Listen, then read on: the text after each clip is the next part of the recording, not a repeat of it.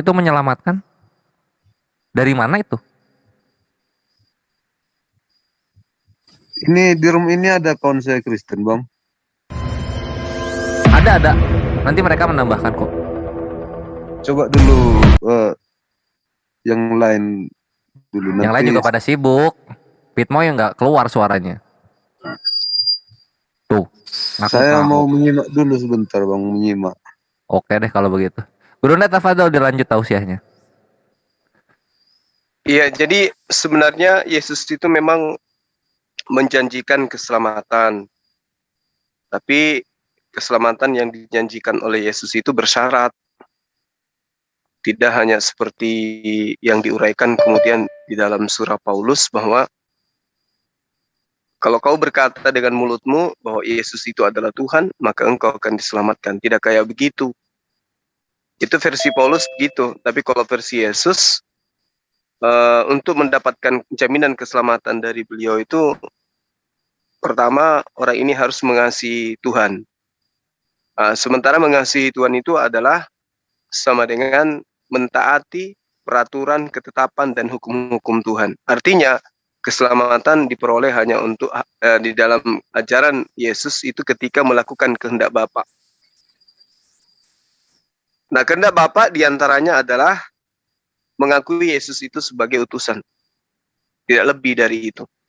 Karena itulah kemudian Yesus di dalam Matius 7 itu kelak akan mengusir orang-orang yang menyebut dirinya Tuhan tanpa melakukan kehendak Bapaknya Yesus yang ada di surga. Itu sih yang saya tahu terkait dengan materi yang barusan.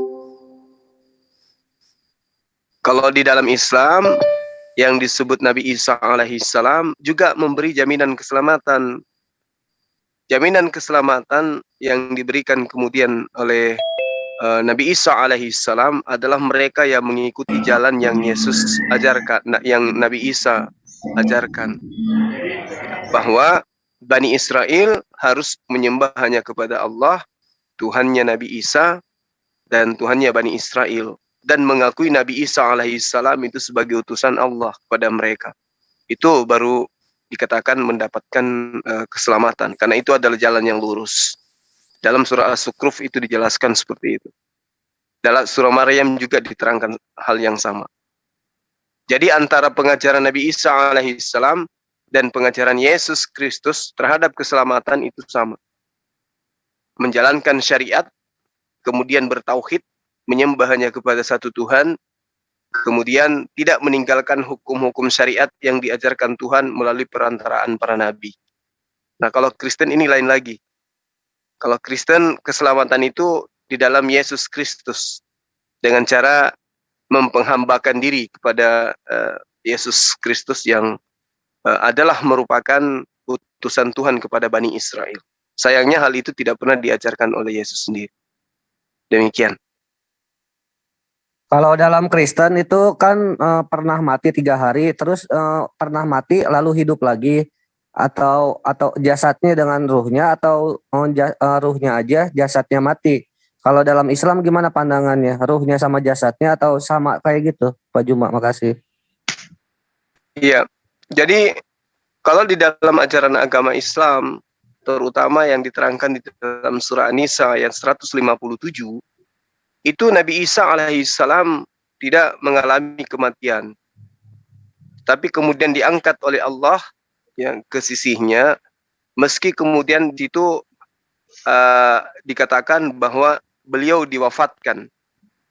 Ya, tapi yang pasti Al-Quran mengatakan bahwa tidak dibunuh berdasarkan dengan apa yang orang Nasara dan orang Yahudi kemukakan, yang sehingga ujung-ujungnya mereka berselisih tentang itu. Jadi yang mati, kalaupun mati ya, kalau selevel Nabi, beliau itu tidak mati karena dia masuk dalam kategori syahid. Dia orang-orang yang dikatakan matinya dalam keadaan syahid, atau mereka adalah golongan syuhada. Mereka tidak mati, mereka tetap hidup.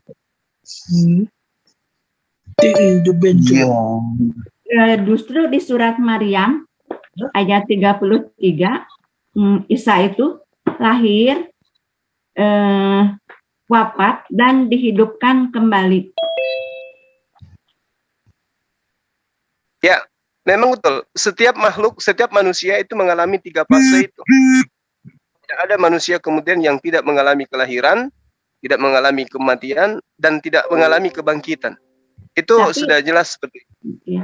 Di ayat Wasal- yang 34, di ayat yang 34-nya, itulah firman yang sebenarnya. Itulah yang difirmankan sebenarnya. Isa itu lahir, wafat, dan dihidupkan kembali. Yang 34-nya saya nggak bawa Quran. Jadi benar, Nabi Isa alaihissalam itu diterangkan di dalam surah Maryam, "Dzalika Isa bin Maryam qaulal haqqi alladziina fihi yamtarun." Jadi beliau itu tidak pernah berkata sesuatu yang dusta. Dia selalu mengatakan sesuatu perkataan yang benar. Karena Nabi Isa alaihissalam itu tidak pernah berkata-kata dari dirinya sendiri. Berdasarkan Yohanes 12:49. Selalu saja dia berkata sesuai dengan apa yang diterangkan oleh Allah kepada dirinya. Seirama dengan apa yang diterangkan di Ali Imran ayat 116 dan 117. Jadi ketika tadi saudari saya mengatakan tentang apa yang tertuang di dalam ayat 33, wassalamu alayya yauma wulidtu wa yauma amutu wa yauma ab'atsu hayya. Jadi memang fase manusia di dalam kehidupannya itu adalah lahir, kemudian wafat, kemudian dibangkitkan. Ini juga terjadi kepada Nabi Isa alaihissalam. Tapi di ayat yang 34, itulah Isa putra Maryam, itulah perkataan yang benar yang kami firmankan, di mana mereka berselisih paham. Berarti betul Isa itu pernah wafat dan dihidupkan kembali. Bukan begitu. Ceritanya gini. Kalau di ayat 34, tolong ditelaah lagi lebih teliti. Dzalika Isa bin Maryam. Ya, demikianlah Isa anak laki-lakinya Maryam yang mengatakan perkataan yang benar. Qaulal haqq. Dia berbicara, ketika dia berbicara, Nabi Isa ini ketika dia berbicara, dia selalu berbicara yang benar. Dia tidak pernah berdusta. Latifihi yamtarun. Yang mereka ragukan kebenarannya. Jadi coba kita lihat di dalam kitab sahabat Kristen, apakah Nabi Isa alaihissalam, Yesus ketika datang kepada Bani Israel, perkataan Yesus itu diterima oleh Bani Israel? Tidak. Mereka ragu, mereka menolak terhadap apa yang dikatakan oleh Yesus terhadap Bani Israel. Makanya muridnya cuma 12. Itu pun Yudas berkhianat, jauh lebih meragukan lagi dia terhadap kebenaran yang dibawa oleh Nabi Isa alaihissalam. Nabi Yesus. Contoh gini, saya kasih analogi sederhana untuk kemudian kita bisa memahami, benarkah 1400 tahun silam Al-Quran telah menceritakan hal yang benar? Kita buktikan. Ketika teman-teman Kristen mengatakan Yesus itu adalah Tuhan dan mengajarkan di dalam Lukas 24 nomor 44 sampai 46, di mana Yesus mengatakan ada tertulis bahwa aku akan bangkit di hari ketiga di antara orang mati.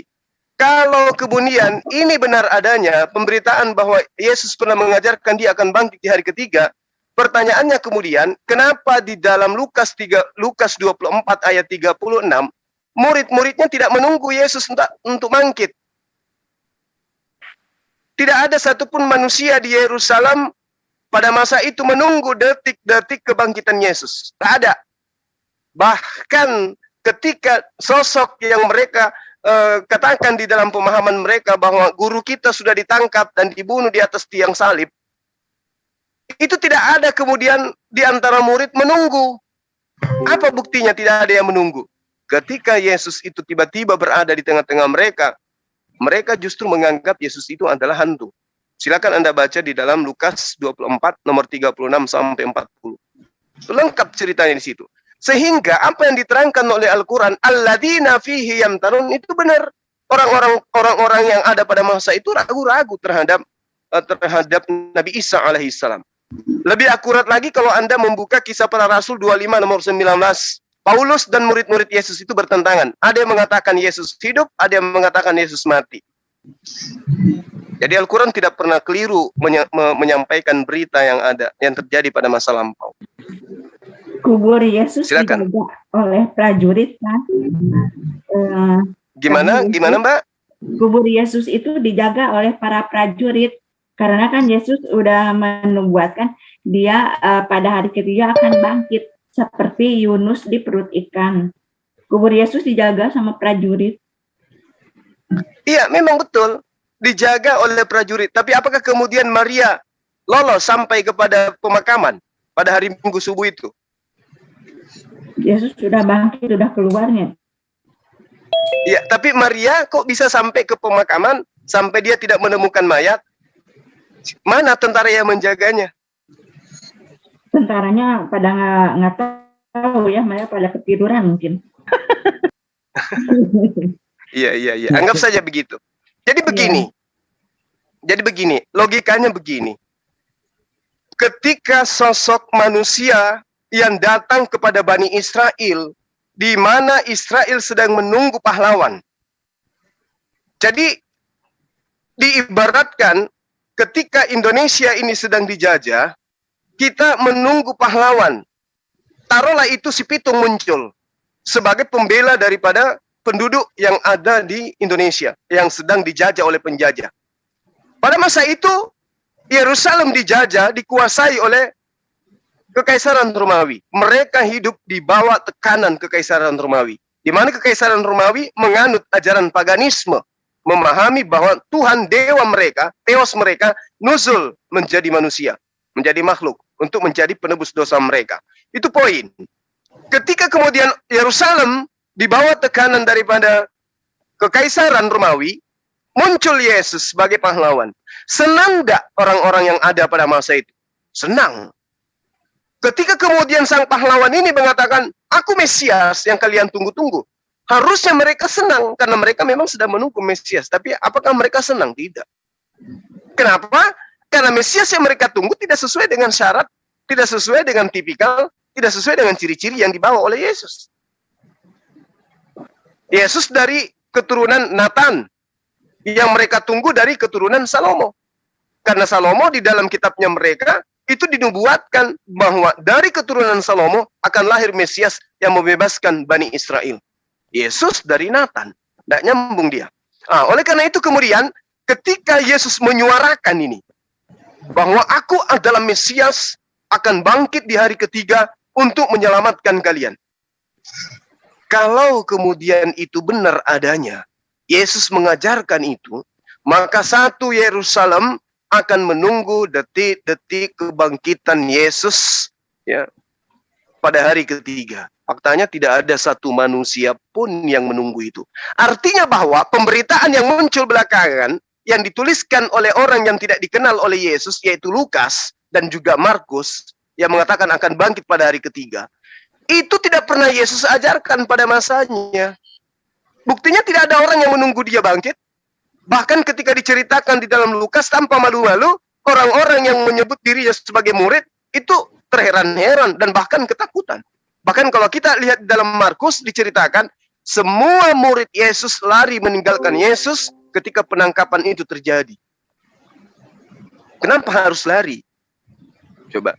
Bukankah Yesus mengajarkan dia adalah Tuhan, dia adalah Mesias yang akan bangkit sebagai Raja? Kalau itu betul, murid tidak akan lari. Kenapa? Karena Yesus itu adalah Tuhan. Dia bisa ngapain aja sesuai dengan iman Kristen hari ini.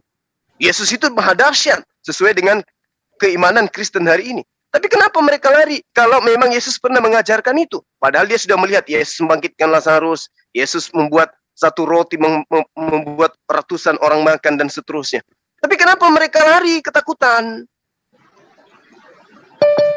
Karena saya curiga cerita-cerita yang dibangun kemudian itu tidak pernah Yesus ajarkan kepada murid-muridnya di awal. Nah itu adalah peristiwa yang sangat besar. Kalau dikatakan aku Tuhan, aku bangkit pada hari ketiga, siapapun akan menunggu itu. Contoh misalnya, di negara kita ini sedang dijajah, kemudian ada orang hebat muncul. Orang hebat ini akan mengatakan, aku akan mati dan aku bangkit pada hari ketiga. Otomatis kita semua akan menunggu detik-detik kebenaran itu. Pasti itu, otomatis itu. Kita akan menunggu, benar enggak nih orang akan bangkit pada hari ketiga.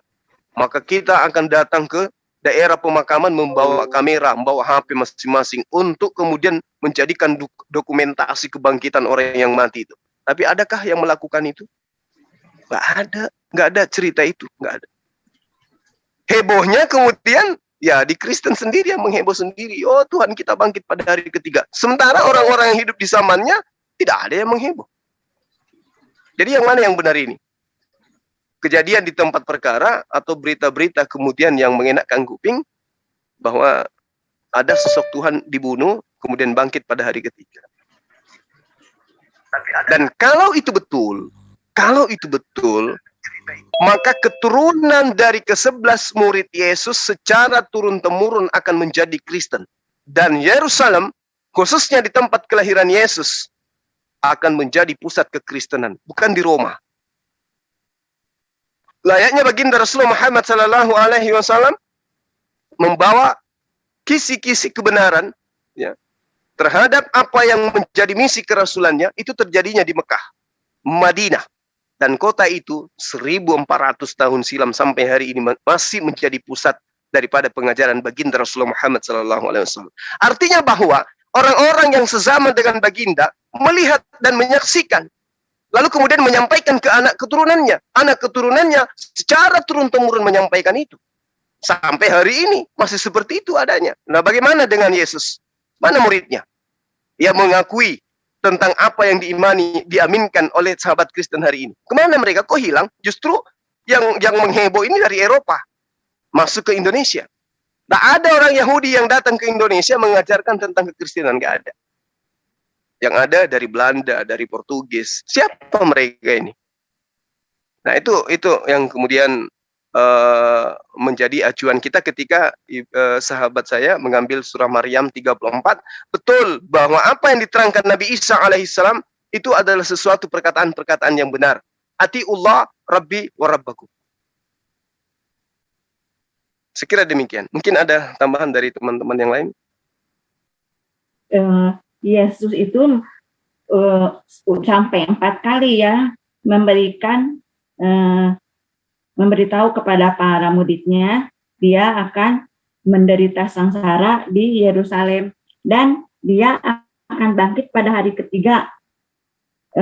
Ada menubuatkan nih di Matius 20 ayat 17 ayat berapa ini 19. Dan mereka akan menyerahkan dia kepada bangsa-bangsa yang tidak mengenal Allah, supaya ia diolok-olok, disesah, dan disalibkan, dan pada hari ketiga ia akan dibangkitkan. Terus juga Yesus pernah menubuatkan, peganglah bait Allah ini, bait Allah yang di Yerusalem, dan 3 hari aku akan membangunnya kembali. Itu Yesus menubuatkan bait Allah itu Yesus sendiri. Ya, jadi gini, Mbak, saudariku yang dikasihi Allah. Jadi gini, di dalam Matius yang saudari bawa, itu Yesus sedang berbicara tentang siapa. Sekarang kita pergi ke Yerusalem, dan anak manusia akan diserahkan kepada imam-imam kepala dan ahli-ahli Taurat. Dan mereka akan menjatuhi dia hukuman mati. Ini Yesus sedang berbicara tentang siapa. Kalau kemudian data ini dijadikan sebagai sandaran, maka benarlah apa yang diterangkan oleh Al-Quran. Benar juga apa yang diterangkan oleh Mazmur 91. Bahwa ada oknum lain yang kemudian dilakukan sebagai pengganti daripada Nabi Isa atau Yesus yang harusnya mereka salibkan. Di data nomor 19 di Matius 20 yang saudari saya bawa, Yesus mengatakan begini, mereka akan menyerahkan dia kepada bangsa-bangsa yang tidak mengenal Allah, supaya ia diolok-olokkan, disesah dan disalibkan, dan pada hari ketiga ia akan dibangkitkan. Iya, itu.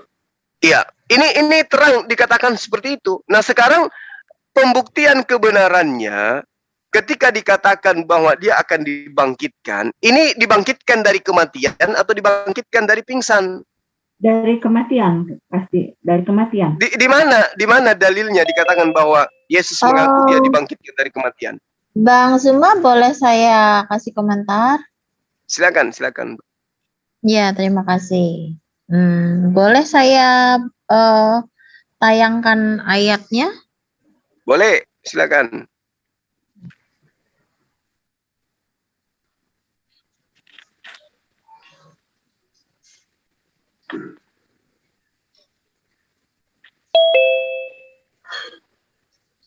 Lukas. Ya sebentar. Sorry.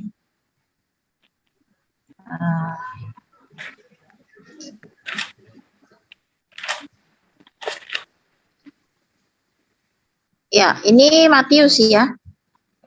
Matius pasal 28 ayat yang ke-11. Ya. Saya akan membacakan saja supaya pemirsa yang sedang mendengar bisa mendengar. Ini data yang saya share dari Matius 28 ayat 11 sampai dengan 15 ya. Saya bacakan. Sementara para wanita itu dalam perjalanan, beberapa penjaga masuk ke kota dan melaporkan kepada para imam kepala semua hal yang terjadi. Setelah para imam itu berunding dengan para pemimpin, mereka memberi para prajurit itu cukup banyak keping perak. Mbak Indri, ini Matius berapa ini? 28. Dan berkata, katakan saja murid-muridnya datang pada malam hari dan mencuri jenazahnya ketika kami sedang tidur. Kalau hal ini sampai ke telinga gubernur, kami akan menjelaskan hal ini kepadanya, kalian tidak usah khawatir. Maka prajurit mengambil keping-keping perak itu dan mengikuti petunjuk itu. Cerita ini pun tersebar kemana-mana di antara orang Yahudi sampai sekarang. Jadi ini cerita penyuapan dustanya Mahkamah Agama ya, yang membayar serdadu-serdadu itu dengan uang keping perak. Suruh mengatakan bahwa mayat Yesus dicuri, padahal Yesus itu bangkit.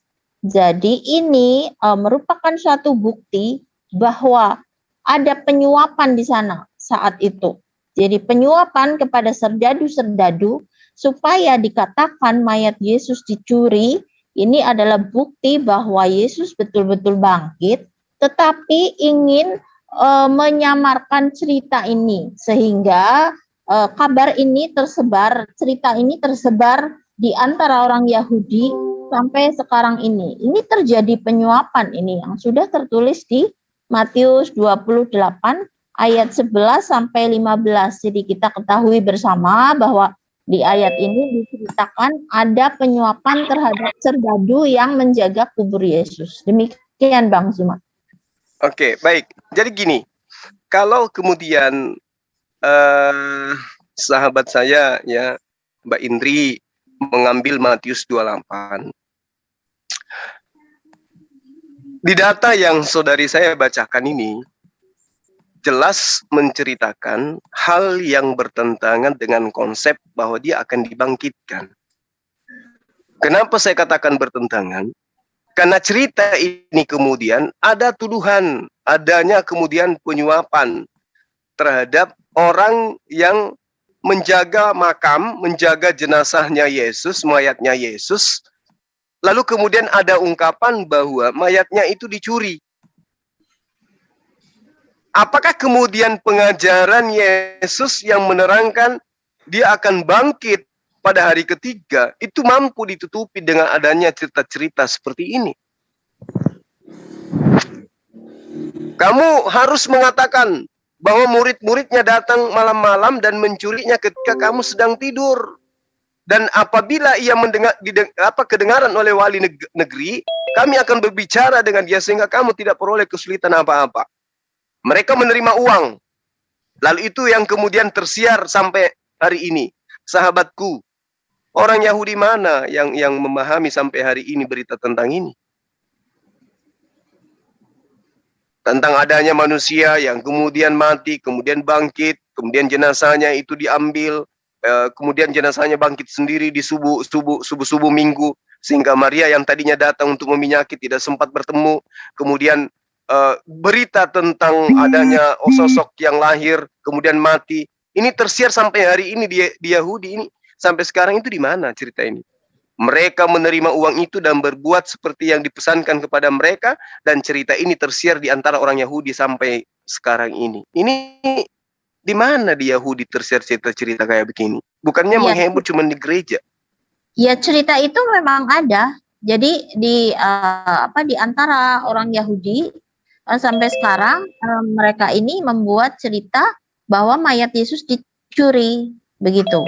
Jadi Itu di mana? Tertulis di mana di pengabaran orang Yahudi hari ini tentang Yesus bahwa mayatnya dicuri? Tentang hari ini, kita kan tidak berbicara tentang hari ini Bang Suma. Ini kan saya mengangkat dari Matius 28 ayat 11 sampai 15. Jadi hal Iya, ini benar Ruti. Benar. tentang pencurian itu sudah beredar begitu. Ya, kalau Bang Suma tanya hari ini, ya mungkin ini cerita sudah beribu-ribu tahun yang lalu, sudah mereka tidak peduli lagi tentang ini karena cerita ini memang kan sudah terkubur lama ya. Jadi tetapi Injil ini mengungkapkan bahwa pada saat itu ada penyuapan kepada serdadu-serdadu dan di sini sudah tertulis. Maka yang sudah tertulis ribuan tahun, nah itu yang kita percayai begitu. Jadi ada peristiwa penyuapan begitu, Bang Suma. Ya, jadi penyuapan ini mengalahkan, ini yang disuapkan tentara Romawi yang disuap. Iya betul, karena tentara Romawi itu disuruh menjaga kubur Yesus ya. Jadi saya bacakan saja Matius 27 ayat 62 ya. Ini versi LAI ya. Keesokan harinya, yaitu sesudah hari persiapan, datanglah imam-imam kepala dan orang-orang Farisi bersama-sama menghadap Pilatus ya. Dan mereka ya berkata dengan kata-kata yang sindiran yang tidak suka ya. Ini bahasanya saya baca. Tuhan, kami ingat bahwa si penyesat itu, artinya Yesus itu, sewaktu hidupnya berkata, sesudah 3 hari aku akan bangkit. Ayat 64 dari Matius 27, karena itu perintahkanlah untuk menjaga kubur itu sampai hari yang ketiga. Jikalau tidak, murid-muridnya mungkin datang untuk mencuri dia. Nah, ini sudah ada kecurigaan bahwa nanti Yesus tidak bangkit, tapi bahkan dicuri oleh muridnya. Lalu mengatakan kepada rakyat, ia telah bangkit dari antara orang mati. Sehingga penyesatan yang terakhir akan lebih buruk akibatnya daripada yang pertama.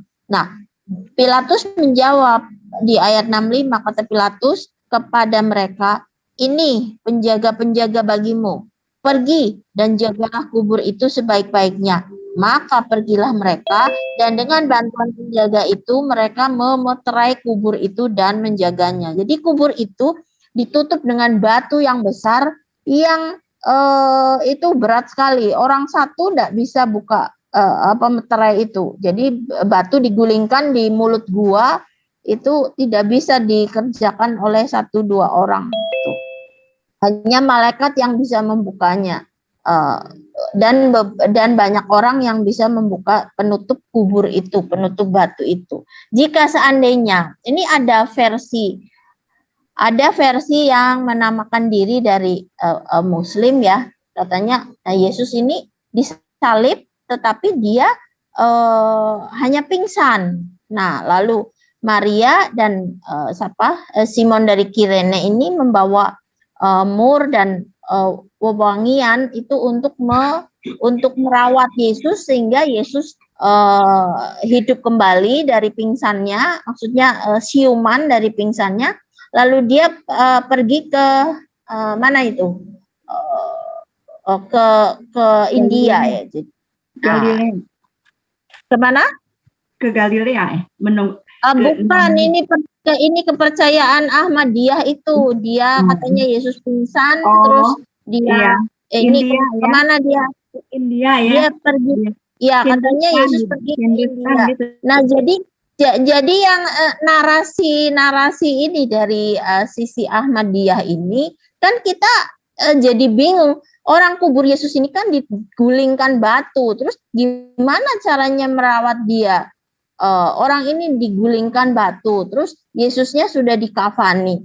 Ya orang itu tidak mungkin lah kalau Yesus tidak mati, tapi dia dikafani gitu. Jadi Yesus dikafani karena dia memang benar-benar sudah mati. Dan yang cek kematian Yesus juga tentara Romawi ketika di tiang gantungan ya. Jadi dia dicek karena dia sudah mati maka kakinya tidak dipatahkan. Itu ada ayatnya seperti itu. Nah, jadi dicek memang Yesus mati, dia tidak pingsan, dan ketika dia bangkit memang ini ada peristiwa penyuapan supaya dikatakan mayat Yesus itu dicuri oleh murid-muridnya. Jadi ini sesuatu yang memang sudah terjadi, ada penyuapan, ada penjagaan di kubur, ada kecurigaan nanti jangan-jangan Yesus nggak bangkit tapi mayatnya dicuri gitu. Tapi kuburannya kan ditutup batu, jadi kalau ditutup batu Yesus tidak bisa mau buka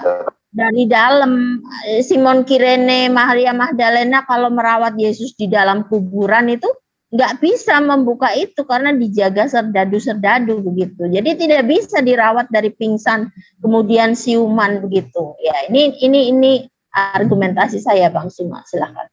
Baik. Ada yang mau menambahkan? Bisa saya sedikit, Bang Suma. Tanya si Bu Indri, bahkan Mbak Suma. Bu Indri, yang saya mau nanyakan ya. Murid Yesus ini 12 atau 11? Kedua, berapa orang yang ikut digantung bersama-sama Yesus? Silakan Bu Indri. Kalau muridnya ini jumlahnya 12. Karena Yudas sebagai pengkhianat, maka Yudas ini ada pengganti nanti di belakang, ini diganti oleh Matias ya. Nah, kalau yang ditanyakan siapa yang digantung bersama Yesus, itu enggak ada, karena yang digantung bersama Yesus di kanan kiri adalah penjahat ya. Jadi Yesus memang digantung di antara para penjahat, karena memang hukuman salib itu hukuman untuk orang-orang yang terkutuk seperti itu.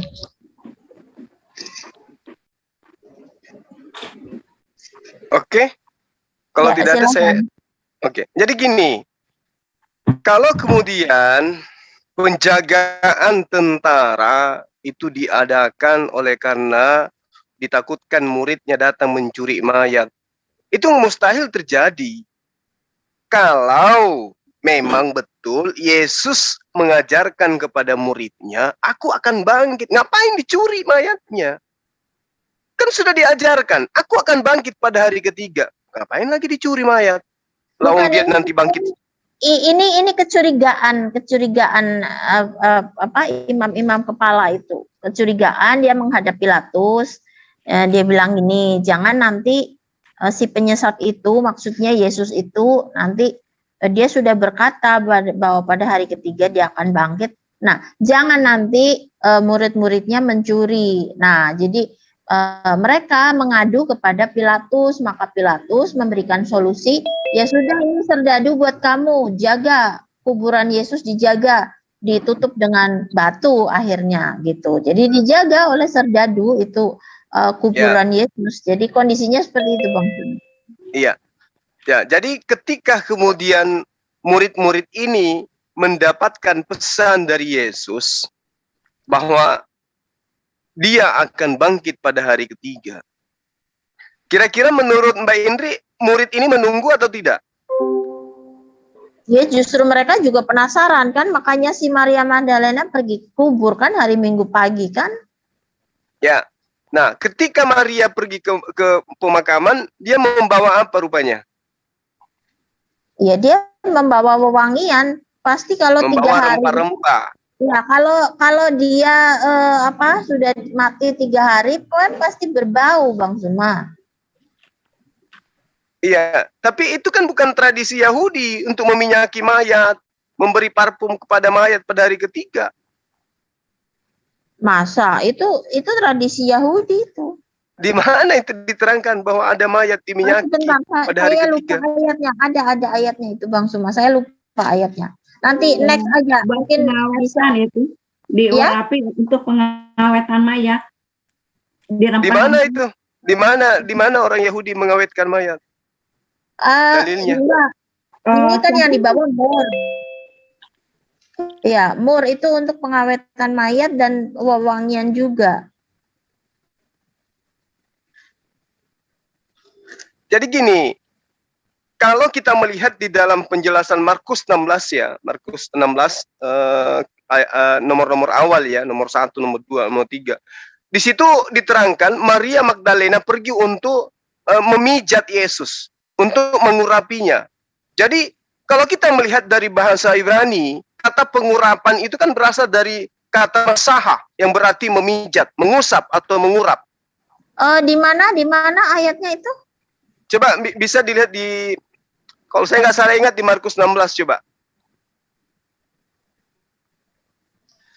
Oh, Markus 16 itu yang diurapi di Betania. Ya. Kan jelas di situ diterangkan setelah lewat hari Sabat.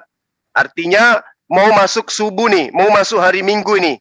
Maria Magdalena dan Maria ibu Yakobus serta Salome membeli rempah-rempah untuk pergi ke kubur dan meminyaki Yesus. Kan jelas.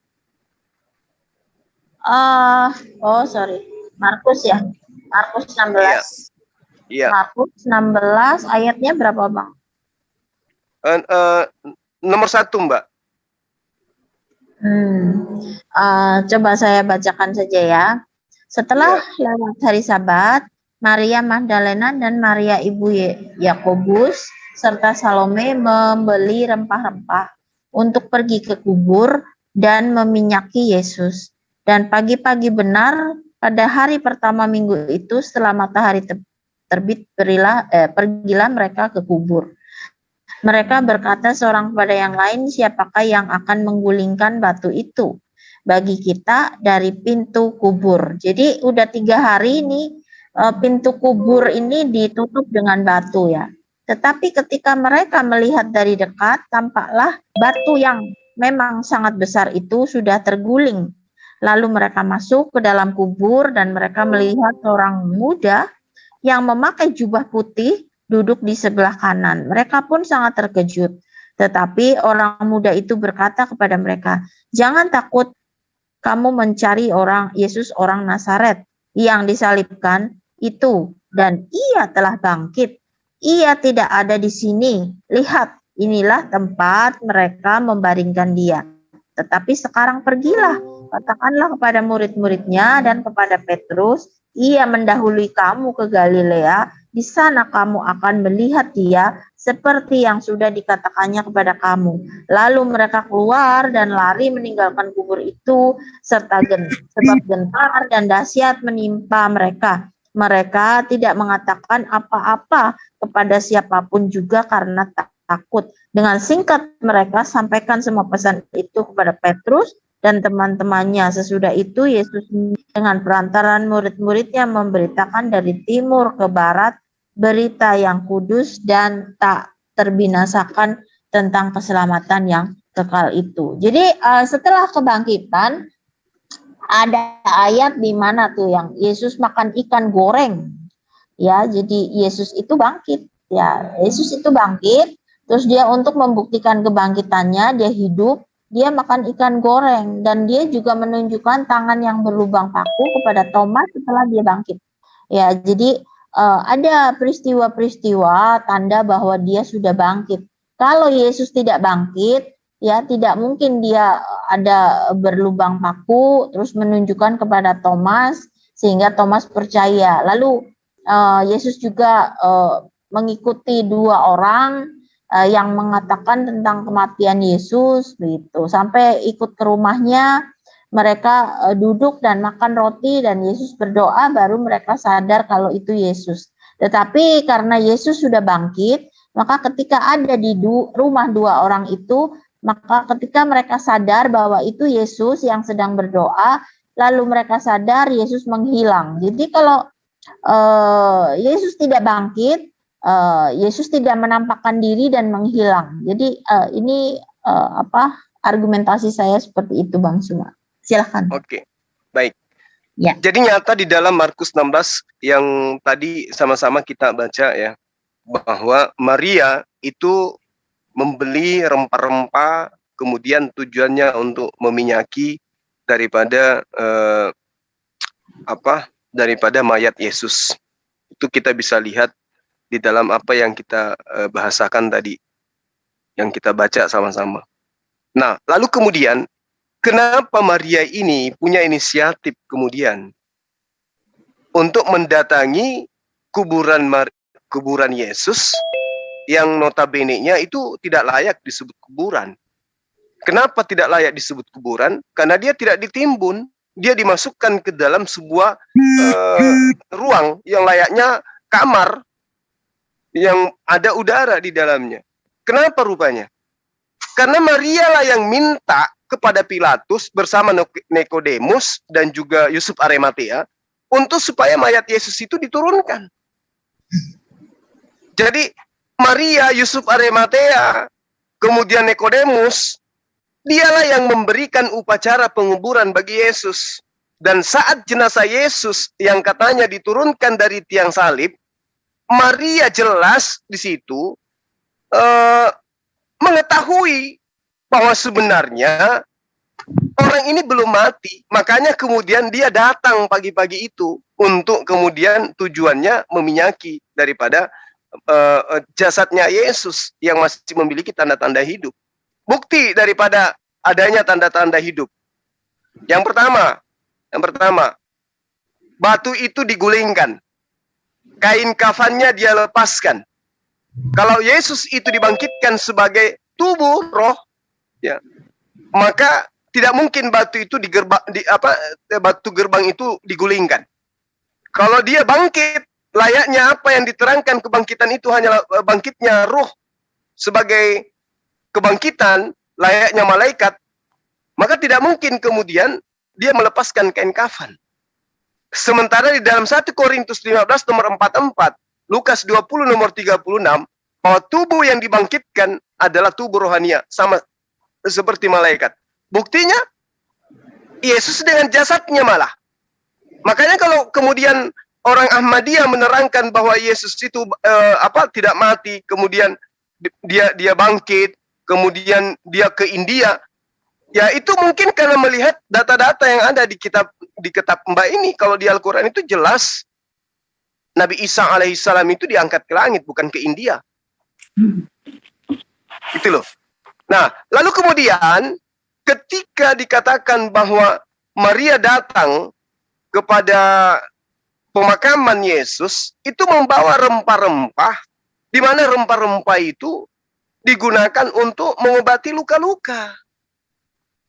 Artinya bahwa Maria memang tahu bahwa orang ini belum mati. Orang ini hanya mengalami trauma pingsan dia. Buktinya ketika dia dicucuki anggur, ya, pada saat dia disalib itu, dia seketika itu sudah mati di situ. Kalau dikatakan mati, dia sudah tidak ada respon di sana. Makanya ketika dia disalib, itu tidak dipatahkan kakinya karena dianggap sudah mati. Karena sebelum dia disalibkan, dia diminumkan anggur. Dia diminumkan anggur asam sehingga dia lupa, seakan-akan dia itu pingsan atau boleh dikatakan orang ini mengalami koma gitu loh. Atau layaknya orang yang mabuk. Karena dia kasih minum anggur, kemudian dia mengatakan ya sudah selesai. Nah, apa yang terjadi kemudian? Ketika Yesus itu datang kepada murid-muridnya, kan dia mengatakan, Shalom Aleichem. Lalu apa yang terjadi? Apa respon muridnya? Kalau kemudian muridnya itu pernah diajarkan bahwa dia akan bangkit pada hari ketiga, maka tidak akan mungkin murid-muridnya ini ketakutan. Malah dia senang. Dia mengatakan, aku akan bangkit pada hari ketiga. Ya, aku akan bangkit pada hari ketiga. Maka mereka murid ini pasti menunggu detik-detik kemudian bangkitnya gurunya. Begitu melihat Yesus, mereka akan senang. Lah ini melihat Yesus malah kayak melihat hantu, ketakutan mereka. Artinya Yesus tidak pernah mengajarkan dia akan bangkit. Tapi yang terjadi kemudian adalah Yesus lolos dari kematian. Itu versi kitab Anda. Kenapa saya mengatakan seperti itu? Karena di dalam pemberitaan Markus, ketika Yesus itu disalibkan, murid-muridnya lari meninggalkan Yesus. Markus 14 nomor 50. Sehingga ketika murid-murid itu lari, yang mereka dengarkan kemudian adalah guru kita telah dibunuh. guru kita sudah dikubur. Tapi kok tiba-tiba dia nongol? Makanya dianggap murid-murid ini diceritakan dalam Lukas 24 nomor 37. Murid-murid terkejut dan ketakutan karena menyangka mereka melihat hantu. Ini murid durhaka ini. Kalau memang Yesus itu mengajarkan, aku akan bangkit pada hari ketiga loh ya. Ya udah, kalau begitu guru, ya matilah, nggak apa-apa lah kamu mati. Ternyata kau akan bangkit pada hari ketiga. Hari ketiga bangkit, murid-murid tepuk tangan, kegirangan, senang. Tapi sebaliknya, ketika kemudian sosok yang tadinya dianggap sudah mati, yang didengarkan desas-desus bahwa guru mereka sudah disalibkan, desas-desus bahwa guru mereka telah mati, desas-desus bahwa guru mereka itu telah dikubur oleh orang-orang Yahudi dan seterusnya, maka apa yang terjadi? Mereka tidak akan mengimani bahwa guru mereka akan bangkit pada hari ketiga kalau tidak diajarkan. Dan kalaupun diajarkan, ketika gurunya muncul di tengah-tengah mereka, mustahil mereka kaget. Apalagi ketakutan. Ini murid ketakutan loh pada saat melihat gurunya. Artinya tidak ada dalam mindset berpikir mereka bahwa guru kita telah mengajarkan kepada kita dia akan bangkit pada hari ketiga. Kalau itu ada, mustahil kemudian murid-murid ini ketakutan ketika melihat gurunya hadir di tengah mereka di hari Minggu itu. Mereka pasti akan senang. Tapi faktanya mereka ketakutan. Gitu loh Mbak Henry. Makanya saya katakan tidak ada satupun murid yang menunggu detik-detik kebangkitan Yesus. Yang ada Maria sendiri yang ke pemakaman, itu pun tujuannya untuk membawa rempah-rempah untuk meminyaki Yesus. Menurut saya, Yesus sudah dinubuatkan di Mazmur 16 ayat 10. Di 16 ayat 10, sebab engkau tidak menyerahkan aku ke dunia orang mati dan tidak membiarkan orang kudusmu melihat kebinasaan. Berarti tanah kuburan tidak membuat tubuh Yesus membusuk. Karena Yesus bukan diciptakan dari tanah. Tanah tidak bisa membuat tubuh Yesus membusuk. Yesus dari tanah, Mbak. Ya. Yesus dari tanah. Yesus dari firman, kalimat cipta. Lah, kita semua ini juga dari firman. Enggak. Malah dinubuatkan juga di Al-Quran 3 ayat 39. Allah kan mengutus Yahya atau Yohanes untuk menjadi saksi tentang Yesus yang diciptakan dari kalimat cipta dan dihembuskan Roh Kudus. Di surat 3 ayat 39. Ya, kenapa rupanya di ayat itu apa yang Ibu ingin sampaikan di surah Ali Imran itu? Jadi Yesus dikubur, tanah tidak bisa membuat tubuh Yesus membusuk. Kalau Adam kan diciptakan dari tanah, Adam dan keturunannya mati kembali menjadi tanah. Kalau Yesus tidak mati tapi bisa bangkit kembali karena bukan diciptakan dari tanah. Iya, jadi gini, Yesus itu mau disebut dari firman, faktanya dia punya biologis. Dia makan, dia minum. Artinya dia dari tanah. Apa pembuktiannya kalau dia dari tanah? Dia dilahirkan oleh manusia. Tapi bukan dari benih laki-laki. Tapi di dalam Roma 1 nomor 3, Bu, diterangkan dia berasal dari sperma Daud. Turunan Daud itu tahta Daud itu nubuat tentang Yesus kelak akan menjadi raja. Raja di mana? Kelak setelah akhir zaman.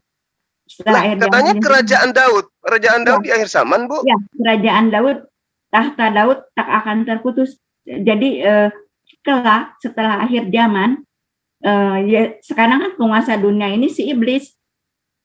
Kelak Yesus penguasa dunia yang sejati. Si iblis atau antikris akan dibinasakan. Berarti salah dong Yesus ketika dia mengambil contoh tentang Yunus 3 hari dalam perut ikan. Angkatan ini meminta contoh, meminta tanda. Kata Yesus, maka cukuplah tanda Yunus sebagai tanda untuk angkatan jahat ini. Nah, Yunus di dalam perut ikan mati atau hidup? Keluar. Yunus kan keluar lagi. Yesus juga dari kubur bangkit hidup kembali kan. Kalau Yunus bagaimana, Bu? Dia hidup atau mati di dalam perut ikan? Yunus tidak, Yunus mungkin nggak mati ya, dia berdoa. Dia hidup di dalam perut ikan. Nah, itu yang dijadikan contoh oleh Yesus sebagai tanda. Berarti Yesus juga di dalam kubur, bukan dalam kubur sih, di dalam goa, itu jelas hidup. Sama seperti Yunus. Karena itu yang dijadikan Yesus sebagai contoh. Yesus disalib sudah selesai, dia terkulai mengembuskan, Bapa, aku serahkan nyawaku ke tanganmu. Dia akan menyerahkan nyawanya kepada Bapa, aku serahkan nyawaku ke tanganmu. Lalu tertunduk. Yesus wafat. Berarti bagaimana dengan data yang ada di Ibrani 5 nomor 7? Dia berdoa kepada Tuhannya agar diselamatkan dari maut, dan oleh kesalehannya doanya dikabulkan. Dia diselamatkan. Diselamatkan, dibangkitkan kembali. Dibangkitkan yang waktu Yesus disalibkan, Eli Eli lama sabachthani, itu kuasa itu yang membangkitkan kembali Yesus. Berarti tidak sama dengan tanda Yunus ya? Tanda Yunus sama, 3 hari di kuburan, Yesus bangkit kembali. Yunus 3 hari di perut ikan, keluar kembali. Cuma kalau Yunus mungkin masih hidup, kalau Yesus kan udah wafat. Tapi kalau dia wafat, Bu, ya, kenapa kemudian dia itu dikira hantu? Ya mungkin kalau dia wafat, kenapa Maria datang untuk meminyaki Yesus? Itu teh untuk pengurapan, diawetkan. Itu zaman dulu begitu. Model Firaun juga, Firaun kan diurap di rempah-rempah gitu supaya pengawetan. Firaun itu bukan orang Yahudi, Bu. Iya, kalau Yahudi itu sama dengan Islam, mayat itu tidak kemudian diawetkan. Tradisi zaman dulu mungkin begitu. Tradisi yang ada pada masa itu, Yesus aja dikafani, Bu. Bagaimana mungkin kemudian orang yang dikuburkan secara tradisi Yahudi ada proses diawetkan? Lalu kemudian untuk apa diawetkan kalau ternyata dia mau bangkit? Sementara Maria datang pada hari Minggu. Konon ceritanya menurut gereja hari Minggu itu hari ketiga.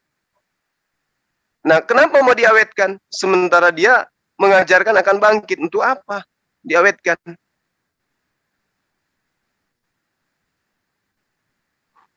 Itu karena Marianya bodoh, Bang. Ya, kenapa? Pengen nengok aja mungkin. Karena Marianya bodoh. Janganlah. Pada hari ketiga dia penasarannya, siapa tahu dia pengen melihat mungkin kejadiannya gimana. Nah, Bang, kebetulan nih ada Pak Rema nih, Bang. Ya, silakan aja ditanggapin. Ini Maria, menurut teman-teman saya, Maria Magdalena itu kenal Yesus atau tidak? Pastinya kenal. Terus kenapa ketika dia ketemu dengan orang yang di pemakaman itu, dia berbicara dengan Yesus, tapi dia malah tanya, apakah kau tahu kemana Yesus, mayat Tuhan Yesus? Mungkin mukanya udah berubah, mukanya yang lain. Oh. Jadi dikira malaikat. Mungkin. Oh, berarti wajah Yesus sudah berubah gitu, berubah wajah. Seperti orang yang di jalan di Emmaus juga kan mereka nggak menyadari itu Yesus. Padahal mereka baru sadar setelah Yesus berdoa dan memakan ikan. Lagi di perjalanan mereka membicarakan Yesus, nggak tahu itu yang diajak bicaranya Yesus. Berarti Yesus bisa berubah rupa kan? Iya, mungkin. Di kuburan. Baik, teman-teman Muslim mungkin ada yang ingin menambahkan, silakan. Itu Pak Rema mau ngobrol. Makasih ya Mbak siapa? Mbak Fitmoy. Iya. dengan Pak Indri. Makasih. Teman-teman muslim mungkin ada yang ingin menambahkan, silakan. Segi saya tambahin ya tentang Yesus tadi itu bangkit ya. Iya. Jadi ketika Yesus bangkit itu sebenarnya dia sudah mengenakan tubuh yang baru. Jadi yang lama itu sudah diubah seketika. Waktu dia bangkit, dia sudah mengenakan tubuh kemuliaan. Istilahnya itu tubuh kemuliaan. Artinya tubuh yang tidak lagi bisa mati, tidak bisa lagi lapar, tidak membutuhkan makanan, tidak membutuhkan minuman. Tapi bisa makan, bisa minum. Jadi tubuhnya itu kemuliaan. Tubuh kemuliaan. Jadi tubuh itu bukan seperti tubuh yang pertama dia kenakan. Karena Yesus ini akan menjadi patron, menjadi contoh nanti menurut yang disampaikan oleh Rasul Paulus, semua yang mati itu dan yang hidup akan mengenakan tubuh kemuliaan, tubuh yang baru. Jadi bukan tubuh yang lama ini yang dibangkitkan. Karena setelah dikatakan darah dan daging tidak dapat bagian kerjaan sorga. Artinya darah dan daging ini dari tanah kembali ke tanah. Jadi yang dikenakan Yesus itu tubuhnya itu yang lama diubah seketika. Makanya tubuh Yesus itu sebenarnya nggak ada bekas lubang lagi, itu nggak ada, bekas cambuk nggak ada, bekas mahkota duri itu nggak ada. Itu tubuhnya bukannya Bang Rema, bukannya setelah Yesus di dalam Lukas 23, 24 itu Yesus menunjukkan bekas-bekas luka? Nah, dia bukan menunjukkan bekas luka. Dia hanya coba baca lagi. Dia hanya memberikan tangannya untuk dilihat. Artinya supaya diraba itu dia nyata gitu loh, bukan roh. Tidak punya darah dan daging kan katanya. Coba bisa dibaca itu. Memang itu menjadi suatu apa ya? Saya mau soroti kepada teman-teman. Jadi firman ini berapa kali berubah, Bang? Tadinya berubah menjadi manusia. Terus habis itu berubah lagi menjadi apa? Dia nggak berubah menjadi manusia. Pertama, dia mengenakan kan firman kan dikatakan firman telah menjadi manusia. Iya, nah, kata menjadi di situ. Manusia ini menjadi apa lagi dia? Bentar ya. Kalimat menjadi di situ bukan berarti seperti saya bilang apa ya? Dari kambing menjadi lembu kira-kira gitu, bukan. Tapi dia kan sebelumnya kan sudah ada, Yesus itu sudah ada. Dia dalam bentuk firman. Roh. Ya, firman di situ kan logos ya. Karena memang beberapa kita teman-teman Kristen agak beda memahami itu. Jadi firman di situ beda dengan firman. Kan ada dua arti firman dalam Alkitab. Perjanjian Baru ya. Ada logos, ada rema seperti nama inisial saya ini. Jadi ketika dalam Yohanes 1:1 itu logos. Istilah orang Yunani sudah paham sekali sebenarnya ketika Yohanes membuat istilah logos. Orang-orang Yunani itu sangat paham arti logos itu apa? Itu hikmat tertinggi. Jadi tapi bukan berarti dia seperti pengetahuan tanpa pribadi, enggak. Dia tetap pribadi, tapi dialah hikmat Allah itu.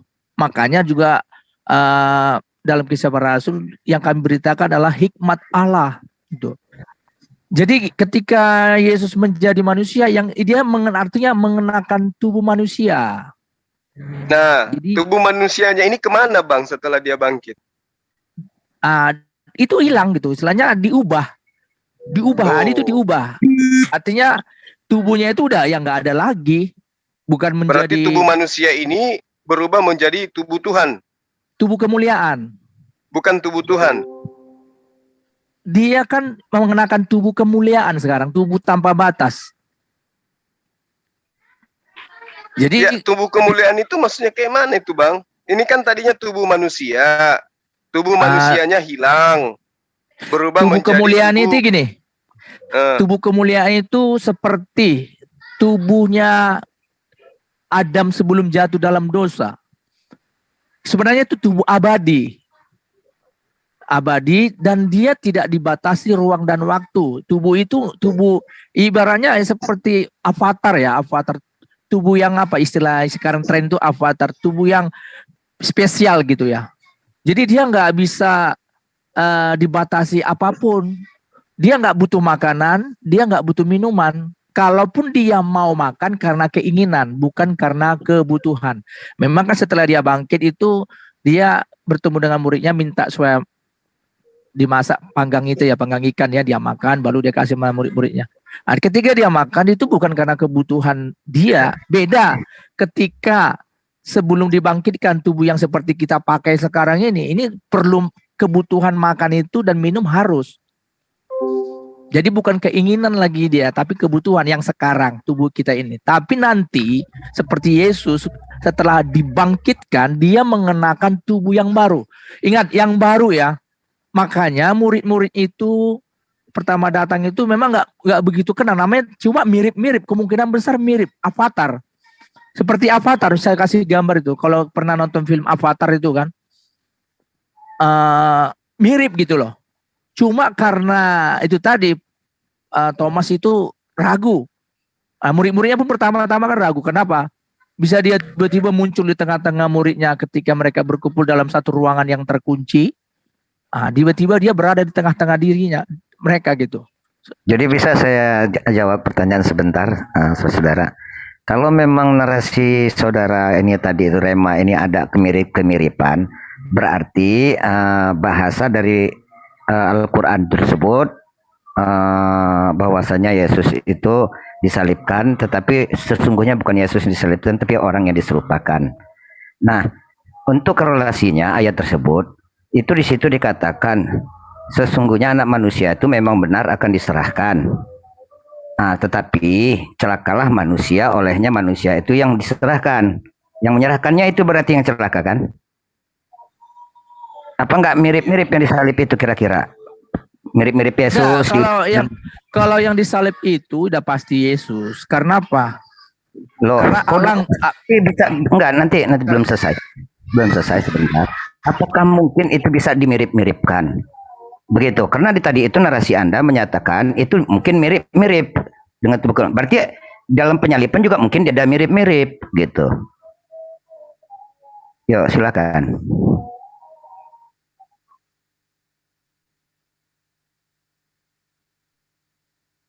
Oke, silakan Bang Rema.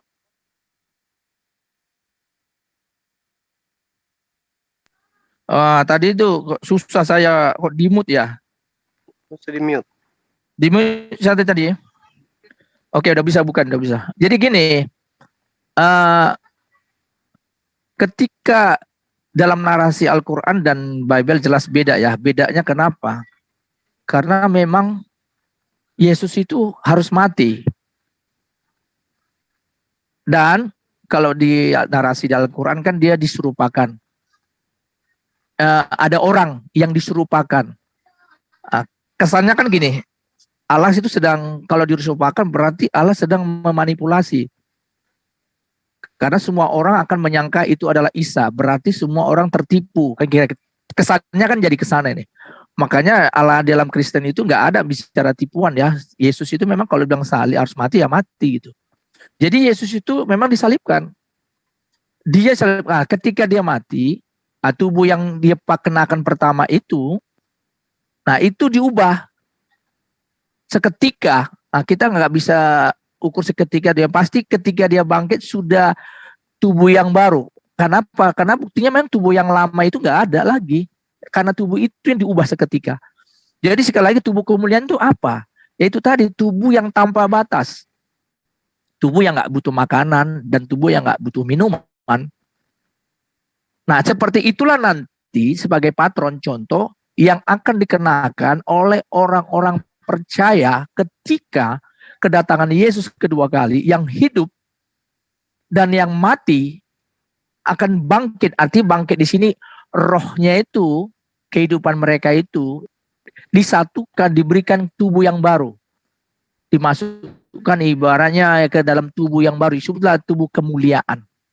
Dan itu sama seperti yang diperkenakan oleh Yesus, tubuh kemuliaan. Makanya kalau menurut saya ya, setelah saya baca Bible, memang setelah kelanjutan ini ada mirip dengan narasi dalam Quran. Ada kehidupan lagi, ada komunitas-komunitas lagi nanti di kalau kami kan surga yang ditawarkan Yesus itu kan bumi yang baru gitu. Ya bumi seperti kita ini, bumi seperti ini, cuma yang baru. Nah, masalah ukuran kita nggak tahu. Dan kami yang nanti mengenakan tubuh yang baru, seperti tubuh ini, hanya bedanya tubuh yang seperti ini bisa sakit, bisa lapar, bisa haus gitu. Nah, kalau nanti tubuh yang baru itu nggak bisa lagi seperti tubuh si Adam ketika pertama.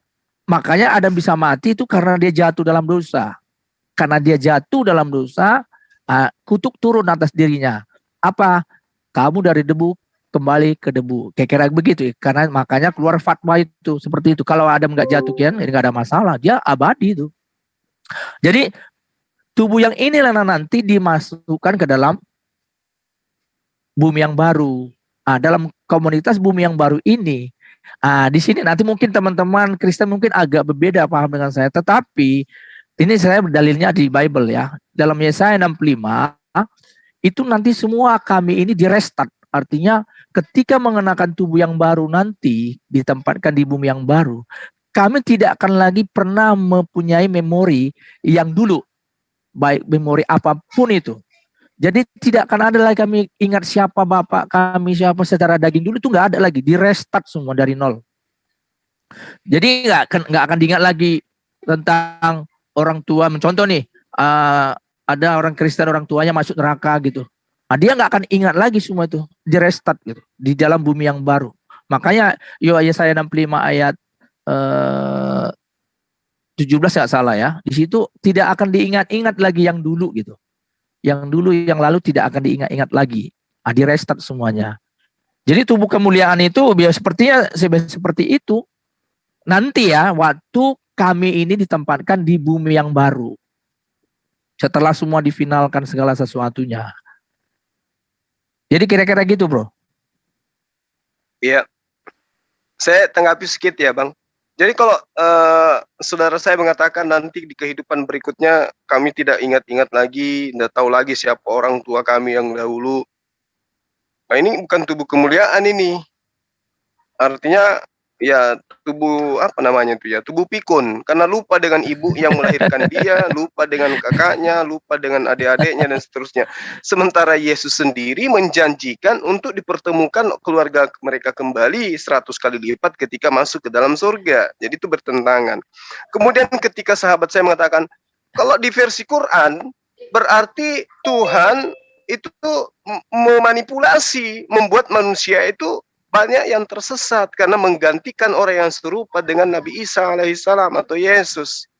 Coba kita lihat di dalam Amsal 21 nomor 18 itu. Orang fasik digunakan oleh Tuhan sebagai tebusan bagi orang yang benar. Dan pengkhianat sebagai ganti orang yang jujur. Siapa yang berkhianat kepada Yesus? Itulah yang menggantikan Yesus di tiang salib. Dalilnya ada. Jadi bukan dengan maksud tujuan bahwa Yesus itu Tuhan Allah Subhanahu wa taala itu melakukan manipulasi sehingga orang-orang itu tertipu. Tidak. Sudah berapa tahun, sudah berapa orang yang mengajarkan bahwa Yesus itu tidak disalib, tapi tetap aja diimani kan? Sudah ada yang mengajarkan itu. Data juga ada di dalam kitab Anda sendiri yang diambil dari agama Yahudi, Amsal 21 nomor 18. Bagaimana kemudian orang yang fasik, pengkhianat dijadikan sebagai pengganti daripada orang yang jujur. Layaknya Abraham ketika dia ingin menyembelih anaknya, mengorbankan anaknya yang tunggal, Allah gantikan dengan hewan, dengan binatang. Seperti itulah adanya ketika Yesus kemudian ingin disalibkan, Allah menggantikan dengan hal yang lebih buruk, yaitu binatang juga. Kalau boleh dibilang begitu, karena Yesus sendiri mengatakan, sekiranya bisa orang yang berkhianat kepada aku itu dia tidak dilahirkan. Itu Yesus terangkan ketika dia di perjamuan makan perjamuan kudus dengan murid-muridnya. Lalu kemudian ketika sahabat saya mengatakan bahwa tubuh kemuliaan akan dibangkitkan. Nah sekarang kalau manusia dibangkitkan dengan tubuh kemuliaan, ya boleh-boleh saja dengan tubuh yang baru, ya dengan di Islam juga dikatakan bahwa di surga itu tidak ada lagi nanti ada yang tua, ada yang muda, ada yang lebih tua dengan ibunya, tidak ada lagi, tapi setara semua usia. Hanya saja kehidupan di surga sama dengan kehidupan di dunia, bersosialisasi layaknya di dunia, itulah kebahagiaannya. Tapi kalau semuanya lupa ingatan, untuk apa ke surga kalau yang kayak begitu? Terus kemudian Anda mengatakan, kami nanti akan diganti dengan tubuh kemuliaan. Oke, kalau Anda sebagai manusia, tapi yang jadi Tuhan tadi, yang tadinya tubuh manusianya Yesus, tiba-tiba berubah menjadi Tuhan. Berarti manusia, tubuh manusianya berubah menjadi tubuh Tuhan.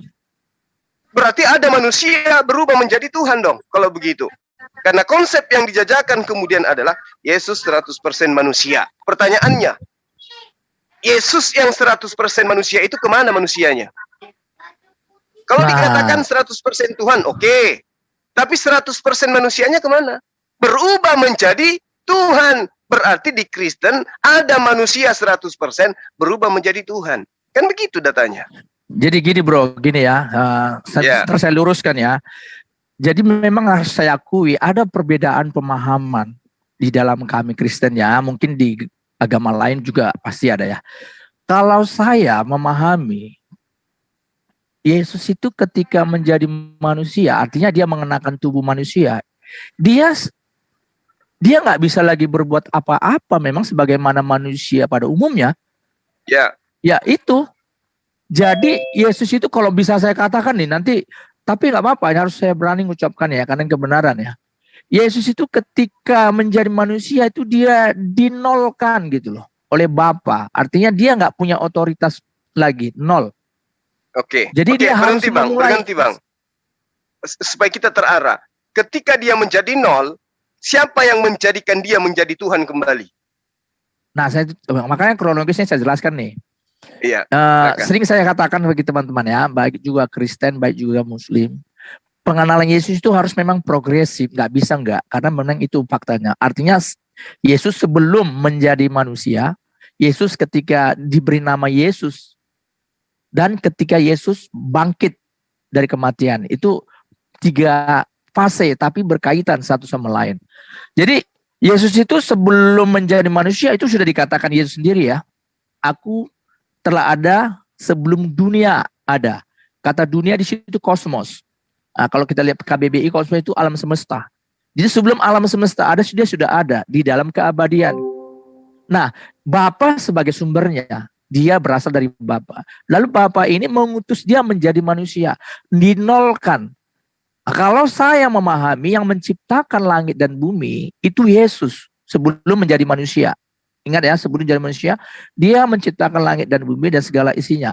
Otoritas dia itu datang dari Bapa. Di dalam Alkitab dikatakan Bapa menjadikan segala sesuatu di dalam dia. Nah, kata di dalam dia itu sama seperti dengan perantaraan dia gitu. Jadi Yesus itu dialah yang menciptakan tapi instruksi dari Bapa. Kira-kira gitulah supaya ada sedikit bisa dibedakan. Jadi Yesus punya otoritas itu menjadi mengenakan manusia. Kalau sesuatu sudah masuk ke dalam tubuh manusia, udah pasti bagaimana manusia pada umumnya, begitulah Yesus. Tidak istimewa. Gak ada istimewanya Yesus pada masa itu. Bedanya ketika dia menjadi manusia, tidak ada istimewanya. Nah, yang manusia yang tidak istimewa ini kayak mana caranya bisa kembali menjadi Tuhan? Nah, kan begini. Dia kan punya misi. Dan misi dia dapat dari Bapa. Ya kan gitu. Dia lakukan, dia turut, dia ikuti. Seperti dikatakan Yohanes 3:16. Dia turut datang ke dunia. Mengenakan tubuh manusia. Dan dia sama seperti manusia pada umumnya. Bahkan kalau standar kasta. Dia di bawah kasta manusia pada umumnya. Seorang hamba. Jadi dia dari mana otoritas dia? Nah, kembali kepada tadi. Kisah 1:8 Roh Kudus. Dia punya otoritas kembali itu diurapi, dipenuhi atau dipimpin hidupnya oleh Roh Kudus. Berarti Roh Kudus yang menjadikan Yesus yang manusia yang tidak berdaya ini menjadi Tuhan, Roh Kudus. Bapa di surga ya pasti lewat Roh Kudus. Oke, berarti Yesus ini manusia yang dijadikan menjadi Tuhan oleh Bapa, gitu ya. Ingat awalnya ya dulu, ingat. Jangan bahas lagi. Ini ingat progresif ya. Progresifnya diingat nih. Sebelum menjadi manusia, sebelum menjadi manusia, Yesus itu itu sebelum disebut namanya Yesus ya, karena Yesus itu kan nama yang dikenakan ketika pribadi anak itu menjadi manusia. Jadi saya bilanglah si anak ini yang menciptakan langit dan bumi. Tapi si anak ini melakukannya atas perintah Bapa. Kayak gitu kronologisnya. Dan Bapa mengutus si anak untuk menjadi manusia dan diberi nama Yesua Amasia atau Yesus Kristus. Nah, ketika dia menjadi manusia, dia nol. Sama seperti Anda dan saya. Bedanya apa? Bedanya dia mau dipimpin Roh Kudus utuh. Baik ketika masuk ke dalam pencobaan, keluar dari pencobaan padang gurun, pelayanannya. Nanti itu diteguhkan juga para murid. Dia yang berjalan dengan kuasa roh. Dan Yesus juga berkata, jika aku mengusir setan dengan kuasa roh Allah, maka kerajaan Allah telah datang padamu. Yesus juga udah ngomong itu, bahwa dia mengusir setan, melakukan mujizat itu dengan kuasa roh Allah. Makanya dikatakan dalam Lukas 4 ayat 18, roh Tuhan ada padaku, dia mengurapi aku. Roh itulah, Kisah 1:8 jelaskan bahwa Roh Kudus itu adalah dunamos, arti kuasa. Tapi dia tetap pribadi juga, karena dia bisa sakit hati, kecewa gitu. Makanya Yesus bilang, ingatkan, kalau kau mendukakan Roh Kudus, tidak ada pengampunan padamu. Dan Yesus juga berkata, kan dia akan berkata, kan berbicara juga Roh Kudus itu. Apa yang disampaikannya itu berasal dari aku. Ketika nanti kuutus, berarti dia ketika naik ke surga nanti. Jadi ketika Yesus menjadi manusia, ya sama seperti Anda dan saya ini. Bedanya sekali lagi itu, dia dipimpin full oleh Roh Kudus. Makanya Yesus juga berkata kepada orang percaya selanjutnya. Dia katakan estafetnya, jika engkau akan melakukan lebih dari apa yang kulakukan.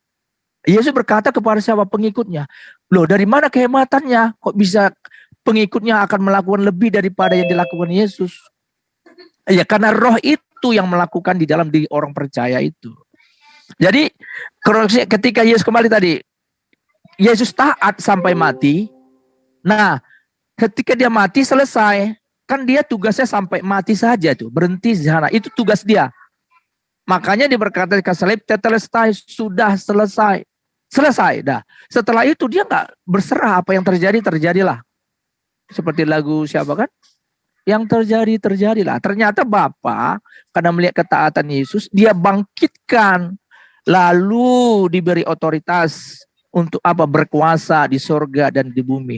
Makanya Yesus berkata, kepadaku sudah diberikan. Siapa yang berikan? Ya Bapa di sorga. Apa yang diberikan? Otoritas. Otoritas apa? Kuasa. Kuasa di situ eksosia, artinya hak permanen. Untuk apa? Di sorga dan di bumi. Jadi permanen. Jadi saat ini Yesus ya memiliki otoritas yang berkuasa sekarang. Kalau istilah kita ini Tuhan itu pencipta, kembali ke pas prainkarnasi. Yesuslah yang pencipta. Kalau dia diangkat Tuhan, Tuhan di situ sudah beda artinya sebenarnya. Kata Tuhan di situ tempat di mana untuk semua orang taat. Makanya Petrus juga mengingatkan, kuduskanlah Yesus menjadi Tuhan dalam hidupmu.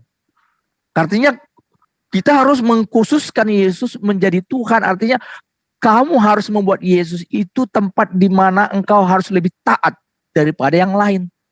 Jadi tempat untuk taatnya artinya kalau bicara setelah kebangkitan. Yesus itu Tuhan, artinya Tuhan dari segala Tuhan. Tuhan di atas segala Tuhan. Tuhan itu bicara tempat hamba untuk mengabdi.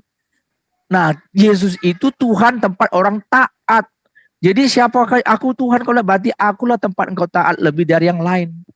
Nah, definisi Tuhan itu kadang-kadang memang agak berbeda. Kalau konteks dalam setelah Yesus bangkit itu Tuhan di Yesus di situ bicara tempat dia, tempat orang untuk taat gitu loh. Jadi kalau dibilang pencipta, ya pencipta tadi ingat prainkarnasi. Ya jadi gini Bang, tadi Abang mengatakan Yesus itu malah lebih rendah kastanya. Yesus itu sama dengan kita.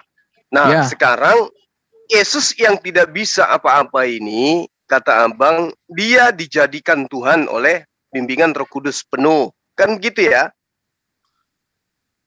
Nah, ketika Yesus masih di bumi, sebenarnya dia belum menjadi tanda kutip ya. Arti definisi Tuhan tadi itu harus kita bisa bedakan. Tempat di mana orang harus taat itu belum full sama dia. Karena dia masih Ya, melakukan maksudnya misi. gini loh Bang, maaf. Maksudnya gini, yang kita bahas ini tentang Yesus yang adalah manusia, yang tidak bisa apa-apa, lalu kemudian kastanya menurut Anda jangan lebih rendah lah, samalah dengan kita ini. Dia Karena 100% bisa. manusia. Bukan gini, Nah, bukan menurut saya. Nanti bahaya tuh. Karena kita harus itu Rasul Paulus yang bilangnya dia menjadi hamba, karena konteks hamba pada masa itu kan seperti benda untuk kita iya, sekarang. artinya kalau dia menjadi hamba berarti setara dengan kita, bukan lebih rendah Bukan, dari beda. kita kan gitu. Beda bro. Pengertian hamba pada masa itu bisa dikategorikan nggak manusia pada umumnya. Kenapa?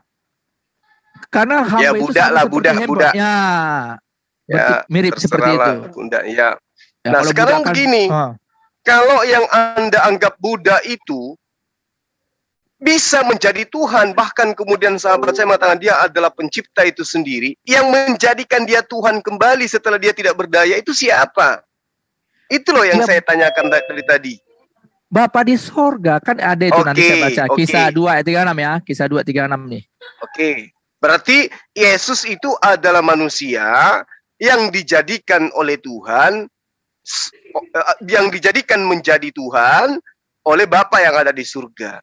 Nah, saya ingin melihat bagaimana sikap saudara saya ini ketika Yesus diterangkan dalam Yohanes 20 nomor 21, 22, 23. Kata Yesus sekali lagi, damai sejahtera bagi kamu. Sama seperti Bapa mengutus aku, demikian juga sekarang aku mengutus kamu. Dan sesudah berkata demikian, Yesus menghembusi mereka dengan berkata, terimalah Roh Kudus.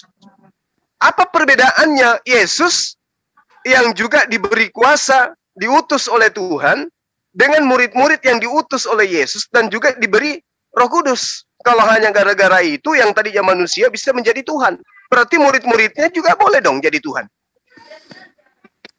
Gini ya bro ya, jelas beda lah, karena kembali ke prainkarnasi. Yesus itu Tuhan sebagai arti pencipta, ya. Dia menciptakan, itu seperti Yohanes 1 ayat 3 ya. Makanya memang ada memang teman mengatakan bukan Yesus mencipta, tapi Bapa. Nah, dia lupa. Tertulis itu Allah menciptakan di dalam dia, artinya Yesus, dalam Yesus Allah menciptakan langit dan bumi. Di dalam dia itu berarti lewat Yesus. Oleh Yesus Allah menciptakan langit dan bumi. Kalau saya mengartikannya, Bang, bukan lewat Yesus karena Yesus itu manusia. Yang benar di situ ada lewat firman. Bro, sebentar. Makanya nggak kena dari tadi nih. Mudah-mudahan kena ya. Dalam nama Yesus kena gitu pemahamannya. Ini kan bicara tentang prainkarnasi. Ketika prainkarnasi, sebelum sorga dan bumi ada, ini kosong. Alam semesta, nggak ada gitu. Nah, Bapa menciptakannya alam semesta ini lewat Yesus. Jadi, lewat Yesus atau lewat firman, Bang? Yang benar yang mana ini? Nah, saya beritakan tadi kan, firman itu kan sebuah istilah sebenarnya. Jadi kalau pada zamannya Yesus itu Yohanes, orang-orang Yunani itu paham benar ketika dia berkata tentang logos. Sekali lagi firman dalam Injil Perjanjian Baru ada 2. Firman yang bentuknya rema itulah lisan Allah. Firman logos itu hikmat Allah. Hikmatnya ini bukan berarti yang dalam otak, bukan. Hikmat ini personally tetap. Tapi nah, Yesus ini masuk dalam kategori firman apa, Bang? Ya, logos, Yohanes 1 ayat 1. Beda kalau kan ada kata Yesus berkata, manusia bukan hidup dari roti saja, tetapi dari firman yang keluar. Firman yang keluar itu firman di situ rema. Bahasa Yunani-nya rema. Jadi terus yang keluar dari rahim Maria ini firman apa? Itulah yang Yohanes 1 ayat 1. Iya, itu masih firman atau gini, akibat daripada firman? Gimana? Bukan, dia kan Yesus proses itu ini masih firman atau dia akibat dari firman? Dia ini, saya dapat nih ya, dia ini adalah kalau engkau mau, istilahnya begini, kalau engkau mau bagaimana mengerti Allah itu kecerdasan Allah, maka engkau hanya bisa mengetahui itu karena melihat Yesus gitu. Saya kasih ilustrasi contoh gini ya. Seorang arsitek akan dibilang hebat atau cerdas atau sebagainya yang positif itu ketika dilihat karyanya gitu. Gedung yang mewah bla bla bla itu pasti yang dipuji itu, oh nih pasti arsiteknya pintar. Bukan karena arsitek yang ngaku-ngaku pintar lalu dicap pintar atau punya embel-embel seperti itu ya. Enggak. Karyanya itulah yang membuktikan dia itu pintar. Nah, seperti Yesus itu karya Bapa. Inilah hikmat karya Bapa, permulaan karyanya gitu. Nah, disinilah berarti semuanya. Ciptaan ya. Nah, istilah ciptaan sebenarnya ada 3 istilah yang dikenakan Yesus dalam Amsal 8 ayat 2. Ciptaan, dibentuk, dan dilahirkan. Tapi ketiga istilah ini sebenarnya memiliki arti yang sama dalam hal bersumber. Berarti Yesus punya sumber. Tetapi itu terjadi di alam keabadian sana. Kekal kita nggak tahu kapan. Kalau istilah saya sering katakan teman-teman, Yesus itu klonnya Bapa. Klon. Jadi klon itu kan individu yang terpisah, yang genetik, yang identik. Sama persis. Hanya klon itu kan punya induk gitu loh. Punya sumber. Jadi sama persis. Oleh sebab itu, Yesus itu sebelum menjadi manusia, dia punya, itulah otoritas apa? Ya menciptakan langit dan bumi. Nah, ketika langit dan bumi diciptakan, berarti hebatlah siapa? Bukan Yesus yang hebat, Bapanya yang hebat. Bisa menjadikan pribadi yang bisa menciptakan sorga dan bumi. Yang hebat siapa? Bapa di situ. Bapa ini kan misterius. Yesus berkata, tidak seorang pun mengenal Bapa kecuali anak. Kenapa? Karena mereka sudah ada dulu sebelum keabadian ini ada. Bapa tidak seorang pun mengenal anak kecuali Bapa. Karena memang mereka sudah ada. Tapi Yesus pernah suatu ketika tidak ada karena dia bersumber. Kita nggak tahu kapan. Mereka berdua yang tahu itu. Karena nggak ada ruang waktu di sana dibahas kan gitu di keabadian. Jadi Yesus ini yang punya otoritas yang menciptakan langit bumi. Dia hanya tunduk hanya kepada Bapanya. Bapanya suruh jadi manusia, dia masuk dalam daging. Bukan berarti dia tercipta menjadi firman menjadi manusia itu enggak. Firman ini mengenakan tubuh manusia. Istilahnya kata menjadilah. Jadi manusia, dia baru menjalani misinya. Sampai apa? Mati dia sekali salib. Sampai di sana. Makanya setelah sudah selesai. Dan progresnya ketika dia selesai. Tadi bro mau apa tadi? Mengutip Ibrani 5 ayat 7 ya. Nah, itu bagus. Memang itu. Gambarannya tuh. Ibrani 7 ayat 11 tidak salah itu. Lalu dia sebagai manusia, dia bergumul. Maka Anda kan tahu juga semua bagaimana di Taman Getsemani dia sampai berkeringat gitu ketakutan. Sebagai manusia ketakutan sampai malaikat datang menguatkan dia, meneguhkan dia. Manusia utuh dia. Bedanya sekali lagi, dia mau dipimpin Roh Kudus seutuhnya. Hanya ketika di Taman Getsemani dia hampir nyaris gagal. Tapi pada akhir doanya dia berkata, bukan kehendakku tapi kehendakmu yang jadi. Akhirnya berangkat. Nah, ketika dia taat sampai disalibkan, dia kayu salib, udah selesai tugasnya. Lalu Bapa melihat kesetiaannya. Baru dia dibangkitkan dan diberi otoritas.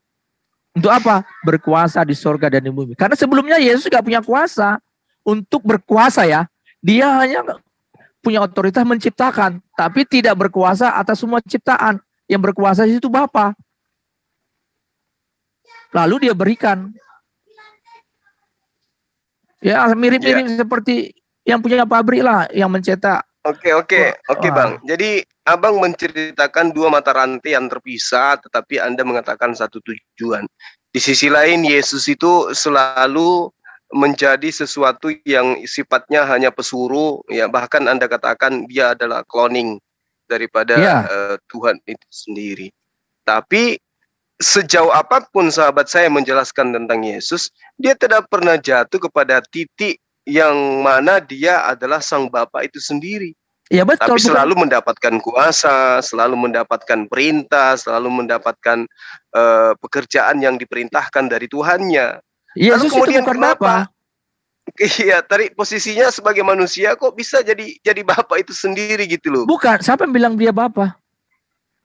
Ya, berarti Yesus saya baca itu ini. Tidak. Sebentar, bro ya. Yohanes 5 ayat 26.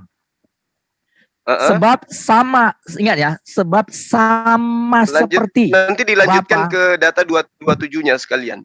Ya, sebab sama seperti Bapa mempunyai hidup dalam dirinya sendiri, oke, terpisah. Demikian juga diberikannya anak mempunyai hidup dalam dirinya sendiri, terpisah. Secara pribadi terpisah.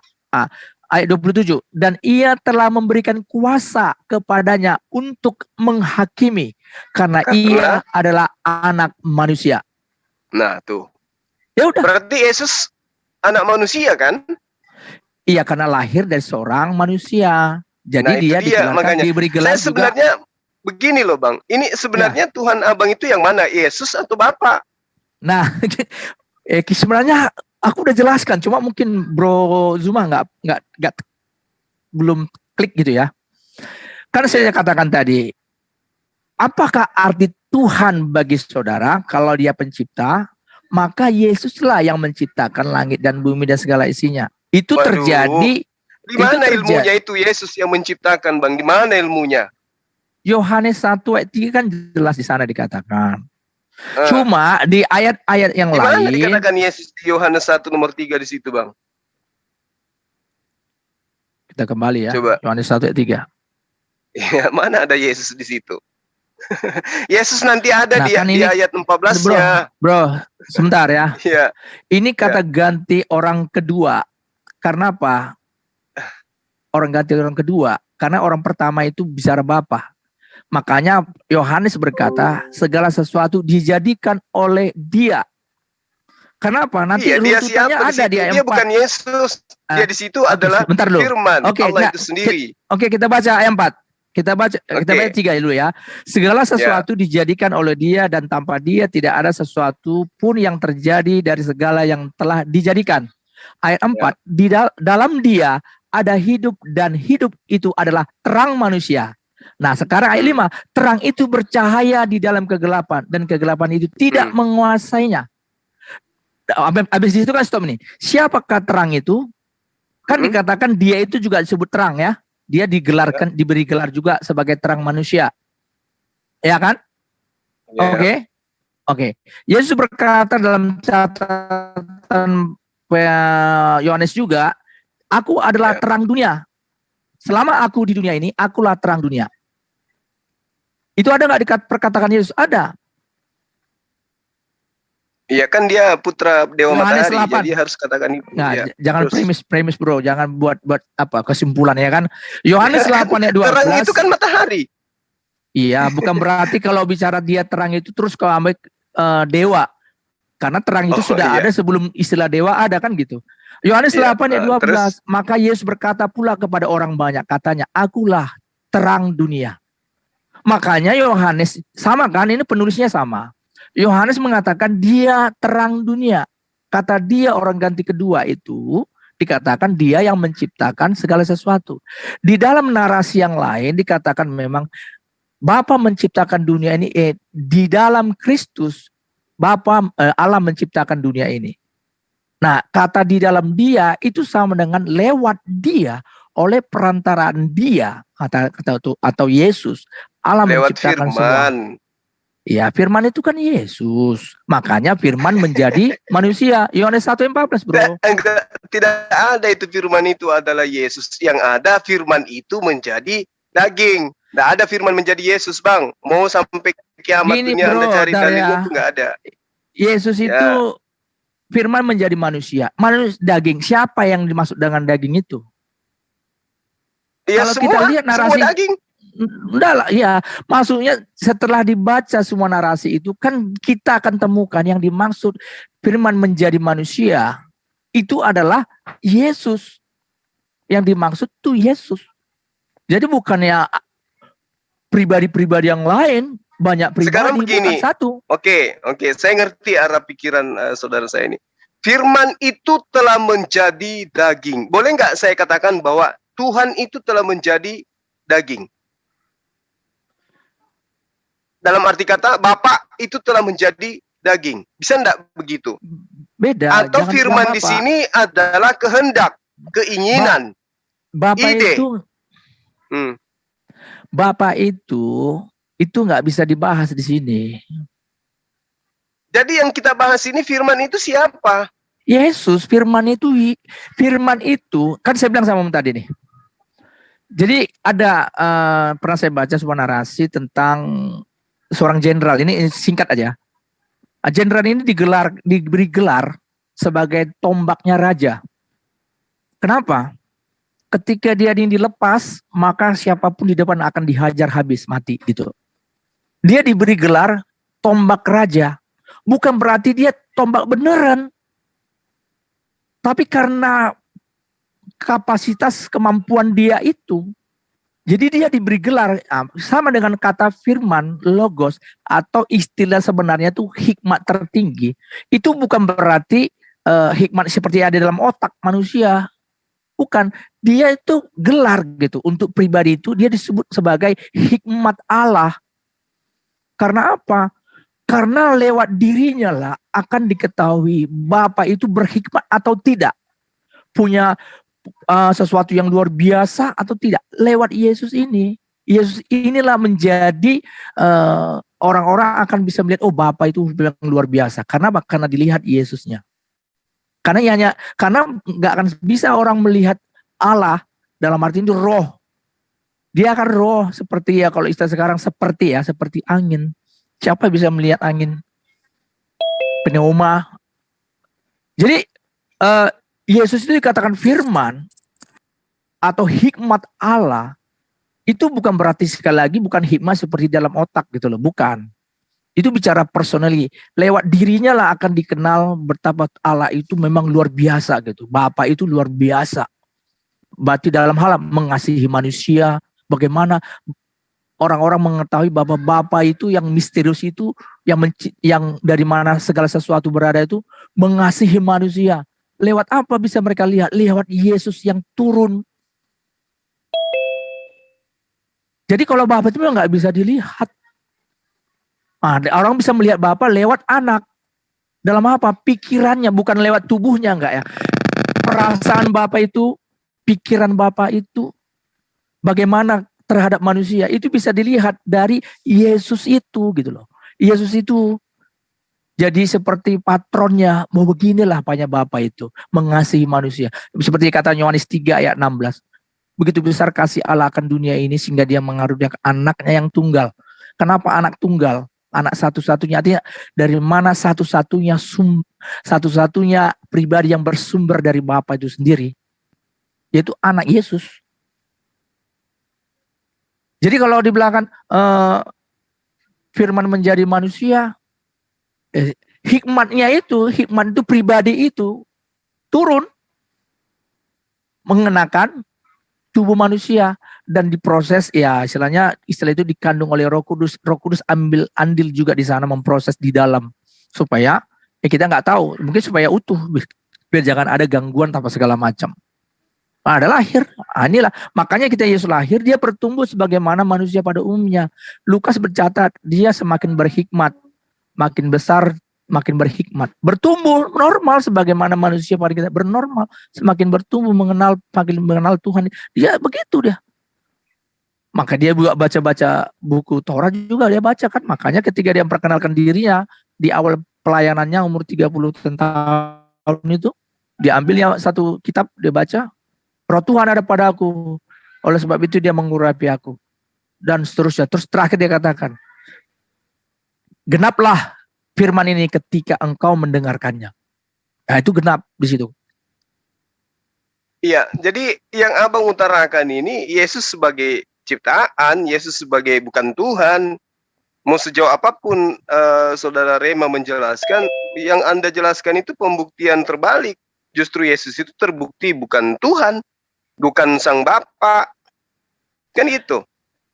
Nah, sekarang gini, yang arti Tuhan itu apa dulu untuk kalian?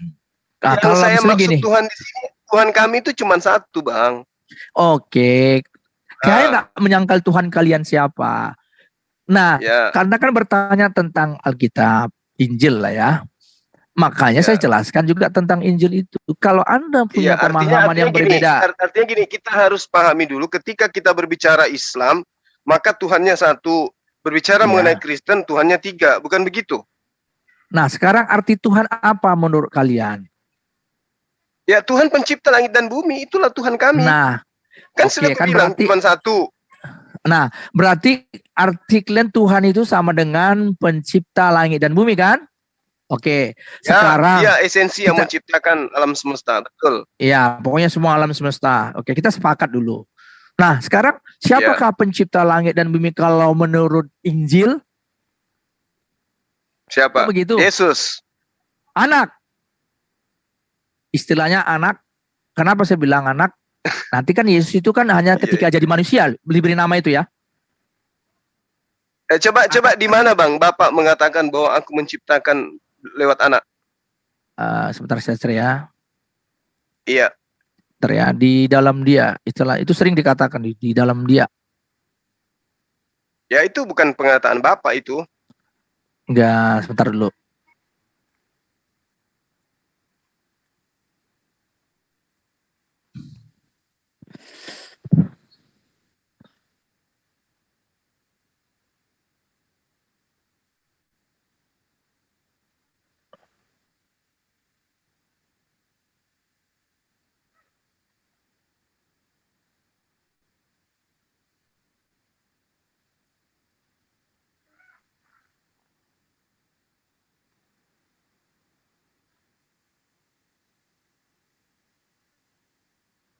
Ayo Bang.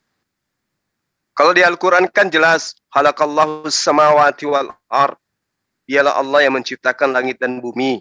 Kalau di dalam perjanjian baru, itu sangat jelas diterangkan di dalam Shemot, ya, atau di dalam kitab Keluaran, bahwa akulah Allah, di dalam pengajarannya, akulah Allah yang membawa engkau keluar dari tanah Mesir, dari perbudakan. Kemudian diterangkan lagi bahwa tidak ada Tuhan selain aku, akulah yang menciptakan langit dan bumi. Sebab ketahuilah pada hari ini dan camkanlah bahwa Tuhanlah Allah di langit dan di atas bumi, ya, dan bumi yang dibawa tidak ada yang lain. Nah, itu pengajaran daripada Bani Israel dan juga Bani Ismail. Hanya Allah satu-satunya pencipta. Nah, di mana kemudian ada dalil yang mengatakan pencipta itu adalah Yesus, anak Maria? Itu di mana itu? Bentar ya. Ya. Coba dulu ke Kolose 1 ayat 17 ya, bentar ya. Oh, dari Paulus. Boleh, silakan. Oke, 16 ya. Kolose 1 ayat 16 nih. Mulai 15 lah. Ia adalah gambar Allah yang tidak kelihatan, yang sulung, lebih utama dari segala yang diciptakan. Nah, Paulus juga sudah menjelaskan ini. Lebih utama dari segala yang diciptakan. Artinya lebih utama sama dengan lebih dulu. Pertama-tama gitu ya. Dari segala yang diciptakan. Karena di dalam dialah diciptakan segala sesuatu.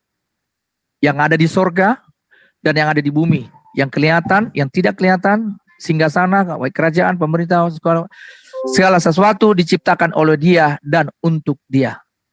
Ia ada terlebih dahulu dari segala sesuatu. Dan segala sesuatu ada di dalam Dia. Jadi Paulus juga sudah mengulangi.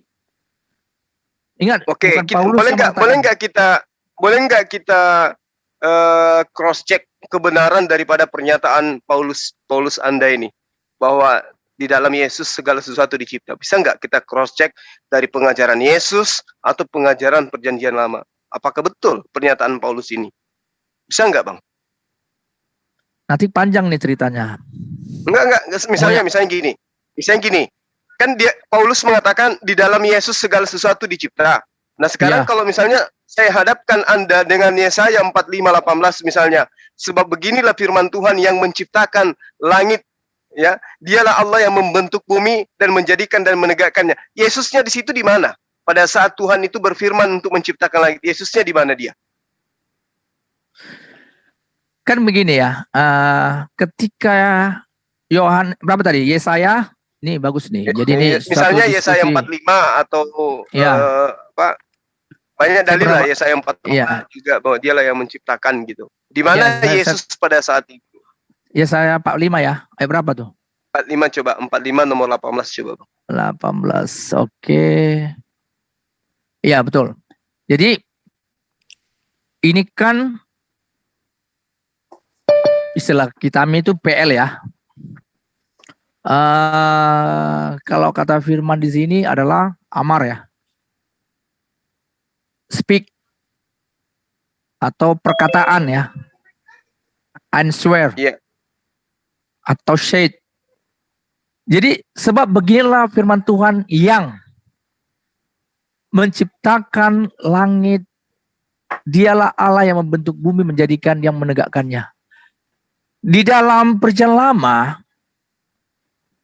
istilah Bapa dan Anak ini kan belum kabur sekali ya. Kabur sekali. Dan Israel pun sampai sekarang, mereka memang tidak bisa memahami sampai ke sana tentang keberadaan Yesus, Bapa dan Yesus. Karena ketika Yesus ke dunia inilah, baru Yesus memperkenalkan istilah Bapa. Begitu ya. Jadi sebab beginilah firman Tuhan yang menciptakan langit dan dialah membentuk bumi dan menjadikan menegakkannya. Kalimat di sini siapa yang mengucapkan? Siapakah yang pertanyaan yang menciptakan di sini? Kan itu maksudnya kan? Iya, yang menciptakan di sini kan jelas Tuhannya Yesus, Sang Bapa. Nah, Yesus sendiri ketika Bapa menciptakan langit, Yesus di mana? Nah, kan gimana soalnya tadi ini? Harus dipahami dulu konsep pemikiran orang-orang Judaism pada masa itu tentang Allah. Jadi itu beda dengan konsep pemikiran Kristus Yesus ketika jadi bumi. Dia memperkenalkan yang sebenarnya itu begini gitu loh. Kira-kira begitulah. Jadi kalau bicara di sini sebab beginilah firman Tuhan yang menciptakan langit dan bumi. Dan di sini kan istilah Bapa dan Anak kan belum ada. Iya gini loh Bang, tadi kan Abang mengatakan Yesus itu adalah pencipta. Bukan saya yang ngomong, dia bro. Diciptakan segala sesuatu. Menurut Rasul. Yesus bukan, tapi menurut Paulus. Nah, kita cross check kebenaran dari pernyataan Paulus ini, betulkah demikian? Sebentar ya. Dengan Paulus kita mengambil Yesaya 45 itu. Sebentar, Paulus itu mengulangi. Kenapa saya bilang mengulangi? Dia bukan memberikan fatwa baru ya, enggak. Karena apa? Yohanes sendiri yang murid langsung, rasul yang dipilihnya langsung, yang menyatakannya. Makanya disebut dia adalah terang dunia. Dan Yesus berkata, akulah terang dunia. Dari sana kita mengambil benang merahnya. Siapa yang dimasuk orang kedua kata dia itu? Bapakah atau Anak? Atau firman? Ternyata itu adalah firman. Firman sekali lagi bukan perkataan ya. Firman di situ bukan perkataan, bukan lisan. Dalam Yohanes 1 ayat 1. Itu bukan lisan. Logos di situ, firman di situ kan terjemahannya firman. Terus memang kita harus akui lah. Kalau istilah kita ini kalau udah firman itu kan bicara lisan. Tapi kalau istilah di logos itu bukan lisan. Memang harus akui ini terjemahan LI ini memang sedikit membuat jadi kabur. Dalam hal ini yang ini ya. Seharusnya nggak boleh dia bikin itu firman lagi. Karena apa? Karena konotasi orang-orang timur atau kita di Asia ini. Kalau udah katanya firman itu bicara lisan, perkataan yang keluar dari mulut. Yang disebut perkataan yang keluar dari mulut itu rema. Yang tadi saya bilang tadi, manusia bukan hidup dari roti saja tapi firman. Kata firman di situ rema, yang keluar, itu jelas. Yang keluar dari mulut itu jelas ya. Yang keluar dari mulut itu jelas. Jadi di sini sekali lagi firman di sini bukan lisan. Bukan perkataan, tapi personally, pribadi, disebut logos. Tapi juga diberi gelar juga hikmat. Kalau sekali lagi orang-orang Yunani, orang-orang terpelajar di sana, kan orang Yunani kita harus akui itu orang-orang yang cendekiawan ya, filosofi terkenal, dari sana semua berasal. Mereka tuh kalau dikatakan logos, terus paham itu maksudnya. Nah, kita yang sekarang ini kan perlu dibedah supaya ngerti gitu. Jadi kalau dikatakan Paulus yang mengatakan bla bla bla bla bla, bukan, Paulus tidak mengatakan sesuatu yang baru. Dia hanya mengulangi apa yang dikatakan para seniornya, kita bisa bilang gitulah. Rasul-rasul yang sebelum dia dipanggil. Jadi kita salah kalau mengatakan Paulus itu menciptakan suatu pengajaran yang baru. Oh enggak, Paulus tidak menciptakan sebuah pengajaran yang baru. Dia hanya mengulangi apa yang diperkatakan Yesus, diperkatakan para rasul-rasul senior-seniornya, tapi dengan gaya bahasa yang berbeda, tapi artinya sama, pengertiannya, maksudnya sama, bahasanya berbeda. Karena apa? Karena memang Paulus ini kan dipanggil khusus untuk bangsa-bangsa di luar Israel. Ya, jadi gini Bang, jadi gini. Tadi kan ada pernyataan bahwa Yesus itu adalah firman, di dalam dia segala sesuatunya diciptakan. Ya kan gitu. Lalu kemudian ketika diperhadapkan dengan Yesaya 45:18 yang kemudian Anda larinya ke Logos. Logos itu apa sebenarnya? Logos itu kan perkataan. Kalaupun dilarikan kepada objek, Logos itu adalah perantara antara Tuhan dengan manusia. Logos mendapatkan peringkat satu level lebih tinggi dari manusia biasa dan dia dibawa level daripada pengutus. Itu Logos. Ya, lalu kemudian ketika saudara mengatakan Yesus itu adalah firman, di dalam dia dicipta segala sesuatunya, muncul pernyataan ketika Sang Tuhan pencipta langit dan bumi menciptakan sesuatu, Yesus itu di mana dia posisinya? Kalau dia yang menciptakan, di mana Yesus pada saat itu? Ketika Allah ingin menciptakan bumi kosong, ya. Karena saya bilang di mana Yesus pada saat itu ketika Tuhan ingin menciptakan alam semesta? Di dalam Perjanjian Lama, istilah pencipta itu dalam konsep pemikiran Judaism itu Yahweh, istilahnya Yahweh ya, namanya. Dia belum memperkenalkan Asem, boleh. Ya. Jadi dia ini masih belum menyatakan dirinya sebagai manusia. Jadi dalam Perjanjian Lama Israel sebenarnya kalau yang saya pelajari selama ini yang berbicara kepada Israel lewat para nabi-nabinya itu si anak atau istilah kita sekarang itu Yesus, tapi belum memperkenalkan dirinya sebagai Yesus ketika jadi manusia. Jadi di sana dia memperkenalkan dirinya sebagai Yahweh atau Hasem. Jadi kalau dibilang itu yang memang nggak bisa dibilang, susah kita bicara seperti itu karena memang dia belum, kalau kita masuk ya ke konteks pada zaman dulu gitu, kita masuk ke suasana itu pasti nggak ada istilah Yesus, belum ada ya, istilah anak juga belum ada dalam konsep pikiran. Kalau kita masuk ke konteks ribuan yang tahun yang lalu itu di masa-masa orang Israel belum ada istilah PB ya, belum ada rasul-rasul ini. Dan mereka juga para rasul sampai Yesus naik belum memahami memang tentang Yesus itu siapa. Nah, di proses perjalanan diingatkan baru mereka paham prosesnya itu. Jadi apalagi orang Israel pada masa itu di konsep pemikiran mereka memang belum ada bicara tentang Yesus lah, ya jelas anak aja belum. Oke, itu orang Yahudi. Ya. Nah sekarang kalau sahabat saya ini mengatakan Yesus itu adalah di dalam dia dicipta segala sesuatu. Artinya kan Anda bisa menunjukkan data validnya di dalam kitabnya orang Yahudi yang mereka tidak ngerti gitu loh. Bahwa ini loh bukti bahwa Yesus itu memang pencipta. Datanya ada di sini. Seperti misalnya Yesaya 55 nomor 11. Ketika aku ingin menghendaki segala sesuatu, maka firman yang keluar dari mulutku itu tidak akan kembali kepadaku dengan sia-sia, melainkan melaksanakan apa yang kuperintahkan kepadanya. Nah, ketika kemudian Tuhan ingin mencipta, maka dia cukup berkehendak, cukup dia berfirman. Ketika Tuhan berfirman, jadilah terang, maka jadi terang itu. Nah, sekarang ketika Tuhan mengatakan jadilah terang, Yesus di situ di mana? Kan saya katakan bro ya,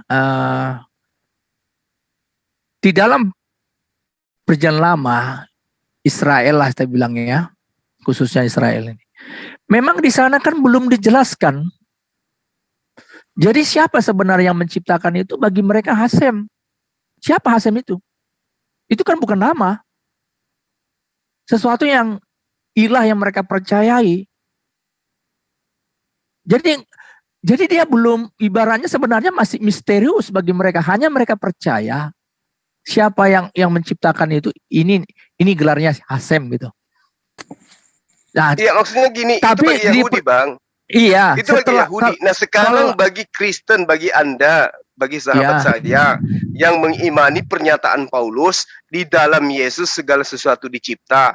Nah ini ada data-data di dalam kitabnya orang Yahudi yang menerangkan tentang penciptaan. Tuhan itu Maha Pencipta. Segala sesuatu diciptakan oleh Allah, oleh Hasem. Nah, ketika kemudian Paulus diamini perkataannya bahwa Yesuslah segala sesuatu dicipta di dalam Yesus. Nah, coba kita telaah kitabnya orang Yahudi. Di mana Yesus di situ? Duduknya Yesus itu pada saat Tuhan mencipta alam semesta ini, di mana dia? Posisinya dia sebagai apa di sana? Sebagai mulut kah? Sebagai apa dia di sana? Bro. Kan sudah saya bilang, saya mengerti sekali pertanyaanmu, mengerti. Karena ini bukan pertanyaan yang pertama atau yang luar biasa. Saya biasa karena ini pertanyaan yang bisa dikatakan beberapa kali dipertanyakan. Cuma saya juga bingung kenapa agak sulit menjelaskannya. Saya ulangi lagi ya kan, ketika di masa orang Israel itu, di zaman itu, ini kan belum ada pertanyaan pertama. Kedua, mereka memang nggak paham. Jadi Yesus datang ke dunia untuk menjelaskan sebenarnya siapa ini yang mencipta langit dan bumi, siapa yang sebenarnya. Nah, selama ini kamu kenal hanya sebagai gelar Hasem, tapi pribadinya kamu nggak tahu siapa. Namanya, kalau mau jujur sih, di dalam keabadian mana pernah Allah punya nama? Perlu nggak dia punya nama? Nggak perlu.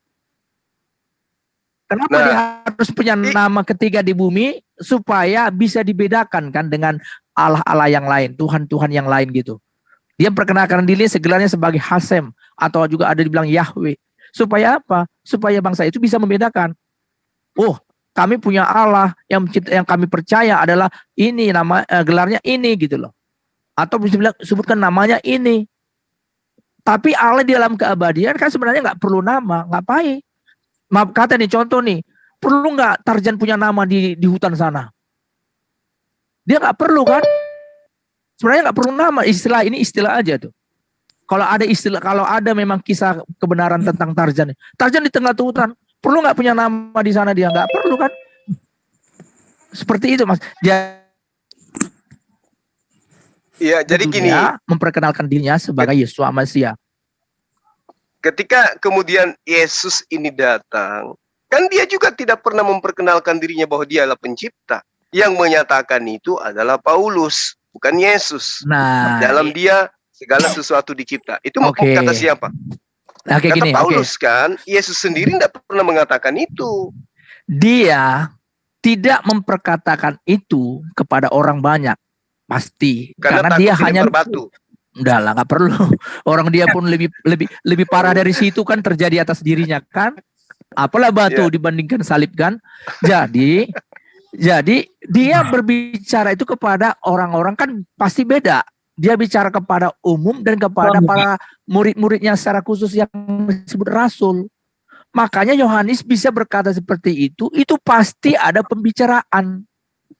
Secara sekilas dia hanya tuliskan di dalam dialah bla bla bla bla dan seterusnya. Nah, kan ini kan saksi mata yang kami dengar, yang kami lihat, yang kami raba, itu yang kami tuliskan. Jadi selama 3,5 tahun itu mereka bersama terus. Nah, yang dituliskan ini mereka dengar, mereka lihat, mereka raba. Artinya dia saksi hidup, saksi mata. Bukan katanya saksi gitu ya. Tapi memang faktanya begitu. Nah, jadi kalau dibilang Yesus di mana berkata dia pencipta di PL, ya gak ada lah. Orang di sana dia menyatakan dirinya belum dinyatakan sebagai anak, bukan dinyatakan sebagai Yesus, sebagai Hasem atau Yahweh. Oke, saya kira cukup Bang, karena kita tidak akan sampai kepada poin di mana ada sinkronisasi antara pernyataan Paulus dengan perjanjian lama tentang objek yang kita bicarakan, Yesus yang adalah pencipta. Gitu. Mungkin ada tambahan dari saudara Hale, silakan. Bahasa apa? Masih tidur kayaknya. Saudara Hale mungkin dengan saudara Darman mungkin bisa berdialog, silakan. Kalau kami saudara Rema tadi udah jelas apa yang dijabarkan oleh saudara Rema. Juma tadi bicara tentang Yesus, tentang firman ya. Iya. Oke, Bang Rema. Karena sudah komplit tadi dengan jawaban Bang Suma juga. Iya. Karena ini sebenarnya Anda aja yang membuat super betul si si Yesus ini. Padahal kan Yesus anak manusia. Kalau anak manusia ini di kitab Anda juga ada itu. Bahwa asal mula kejadian manusia itu kan dari tanah. Di kitab kami juga ada. Penjelasan jelas sekali bahwa Allah itu menciptakan manusia itu dengan bentuknya sendiri. Bukan bentuk dengan Allah loh. Bentuk rupa manusia itu sendiri. Kemudian di ayatnya itu banyak. Bahwa anak cucunya diciptakan dari dari air mani. Di surat At-Tarik juga menerangkan ada dua di situ.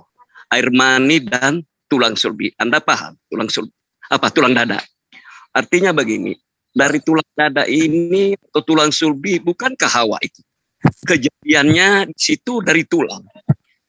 Jadi kalian juga punya tulang kan? Di dalam tulang itu kan ada sumsum.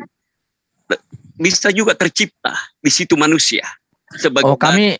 Kami bukan hanya punya tulang, tapi juga punya tulang, bro. Bercanda ya. Bukankah roh ini, kalau menurut kami Islam adalah hidup, hayat, hidup. Artinya tidak ada boleh ciptaan itu hidup tanpa roh, itulah hidup. Jadi kami ini membedakan ar-ruh dengan ruh. Ar-ruh itu atau ruh. Roh yang hidup dengan dari diri manusia itu, diri dengan hamba-hambanya yang lain. Nah persoalannya di sini, Rema, ya, manusia itu bukan awal penciptaan Allah. Bukankah malaikat duluan diciptakan daripada manusia? Apa hebat Yesus, masa mengalahkan malaikat duluan diciptakan daripada Yesus itu sendiri? Nah coba itu dijawab dulu satu. Silakan. Oke. Jadi gini, kan sudah dibahas tadi ya. Yesus itu yang menciptakan sorga dan segala isinya dan bumi. Yesus itu yang menciptakan malaikat dia. Kan segala sesuatu. Apa hebatnya? Ya nggak tahu lah. Ya kalian aja lah yang bicara gimana ya. Rema. Halo. Tapi dia hebatnya begini, bagi saya hebatnya Yesus itu bukan bicara tentang kuasanya, bukan. Hebatnya Yesus itu kerendahan hatinya. Dia yang menciptakan segala sesuatu. Dia yang punya segala sesuatu. Menjadi manusia, jadi tidak mempunyai segalanya. Itu luar biasa.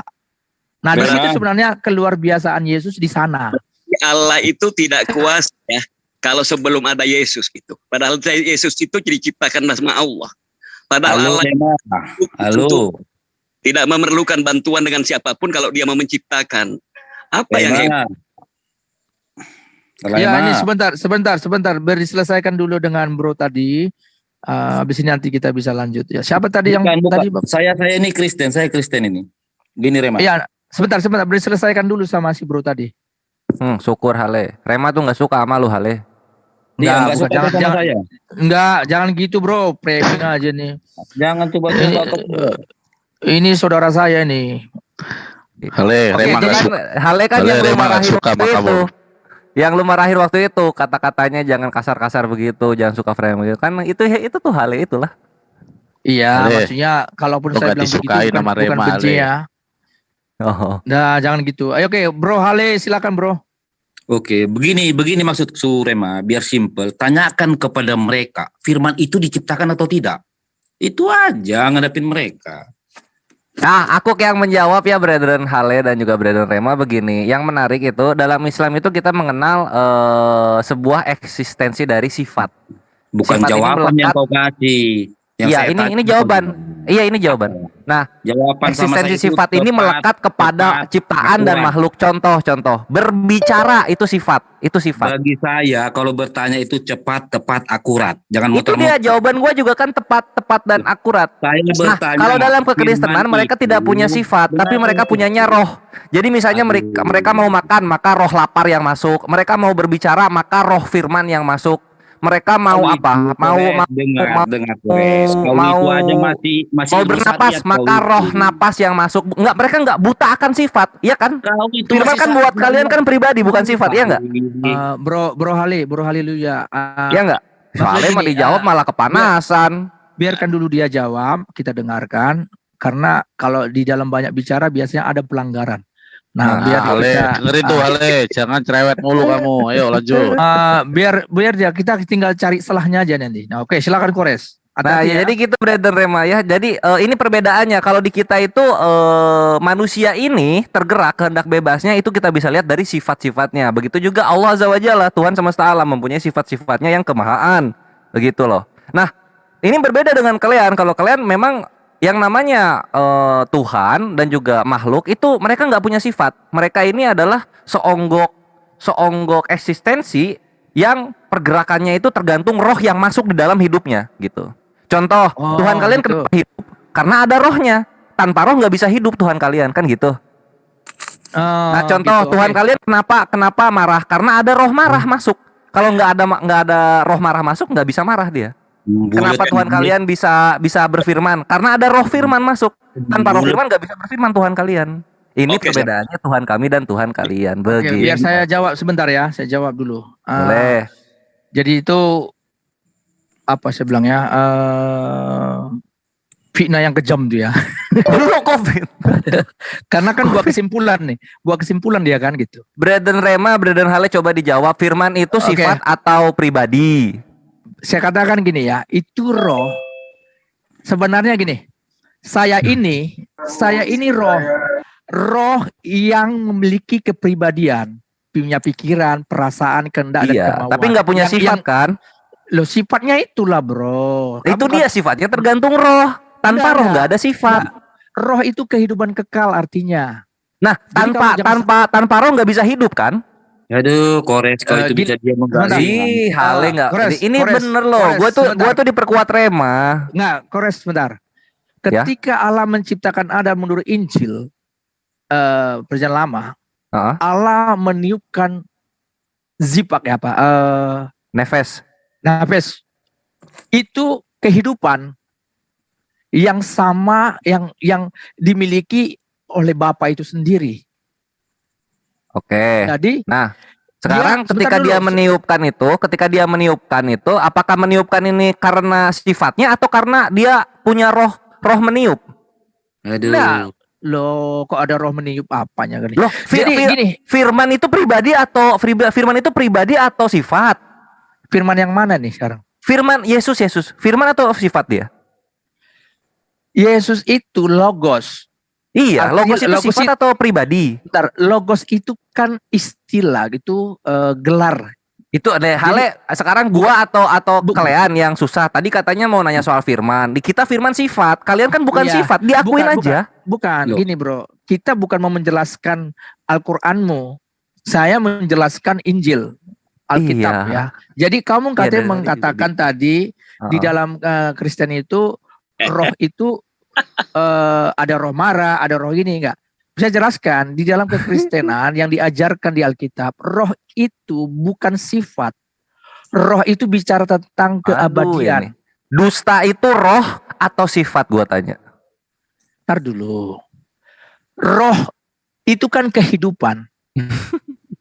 Dalam kehidupan ini di dalamnya makanya dikatakan baiklah kita menjadikan manusia serupa segambar demos.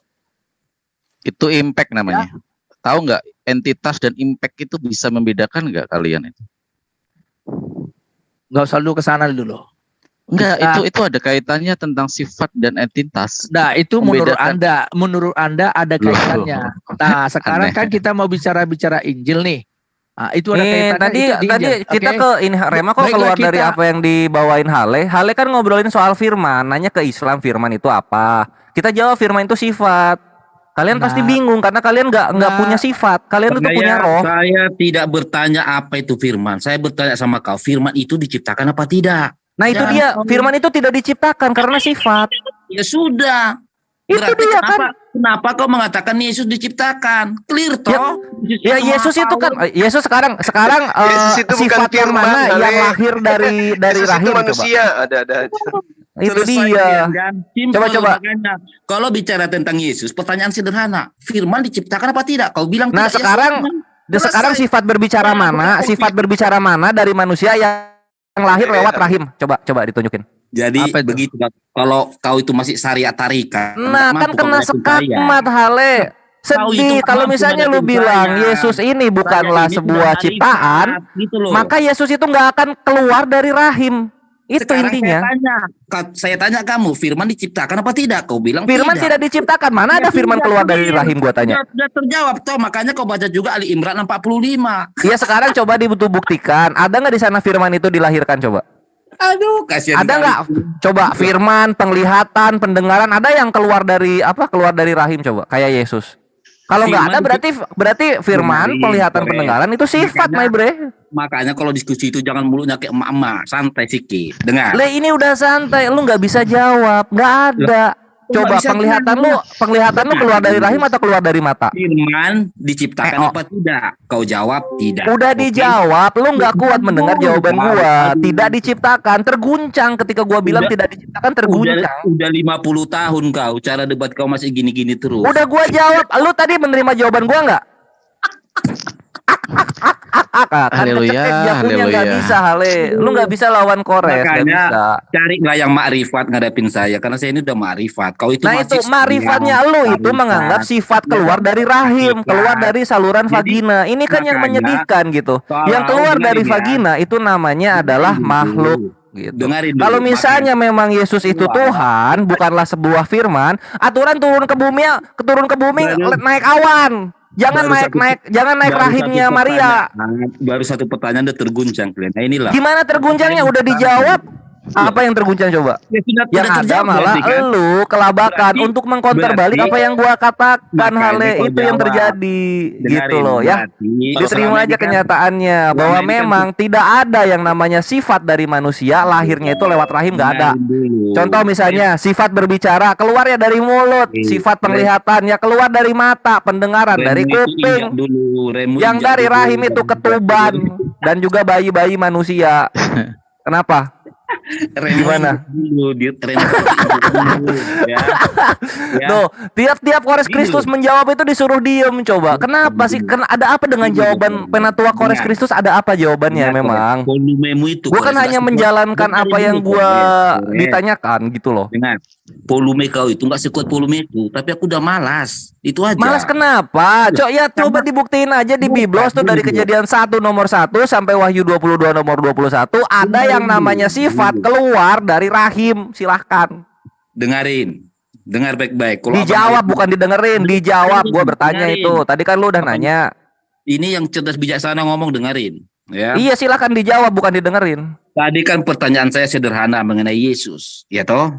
Sesuai keyakinan Kristen, Yesus itu menjelma, ya toh, dari firman. Makanya nggak nyambung. Firman lu ini diciptakan atau tidak? Kalau misalnya tidak, kalau misalnya firman ini adalah Tuhan itu sendiri, buktikan firman ini tidak keluar dari rahim itu loh. Udahlah kau geser dulu lah, ada nggak yang pintar nih? Iya, kenapa sih? Hal itu begitu, Rema, Hosiala, tiap ditanya pembuktian dia nggak bisa. Makanya dia tuh bertanya. Kayak Nobita dia itu. Dari gua kecil sampai gede Nobita terus. Kelas 6 SD terus gitu. Lu kayak Nobita, bre. Nah, pepe nggak ada gunanya gitu loh. Bisa selanjut pertanyaan saya sama Re. Kita gitu. Ya toh, sedikit aja, nggak sampai 1 menit lah. Ya, jadi kan selama ini kalian bertanya, oh Yesus itu manusia, Yesus itu diciptakan. Nah sekarang sudah terjawab ketika saya tanya, firman itu diciptakan atau tidak? Dengan sangat jelas kalau harus mengatakan tidak. Nah jelas toh bahwa masalahnya Yesus itu bukan firman, Yesus itu manusia. Itu dia. Mana ada? Ini Bunda. Mana ada orang ngomong keluar orang? Betul. Karena itu adalah sifat. Coba? Nah sekarang Yesus dicipta atau bukan? Tidak dicipta karena dia bukan firman.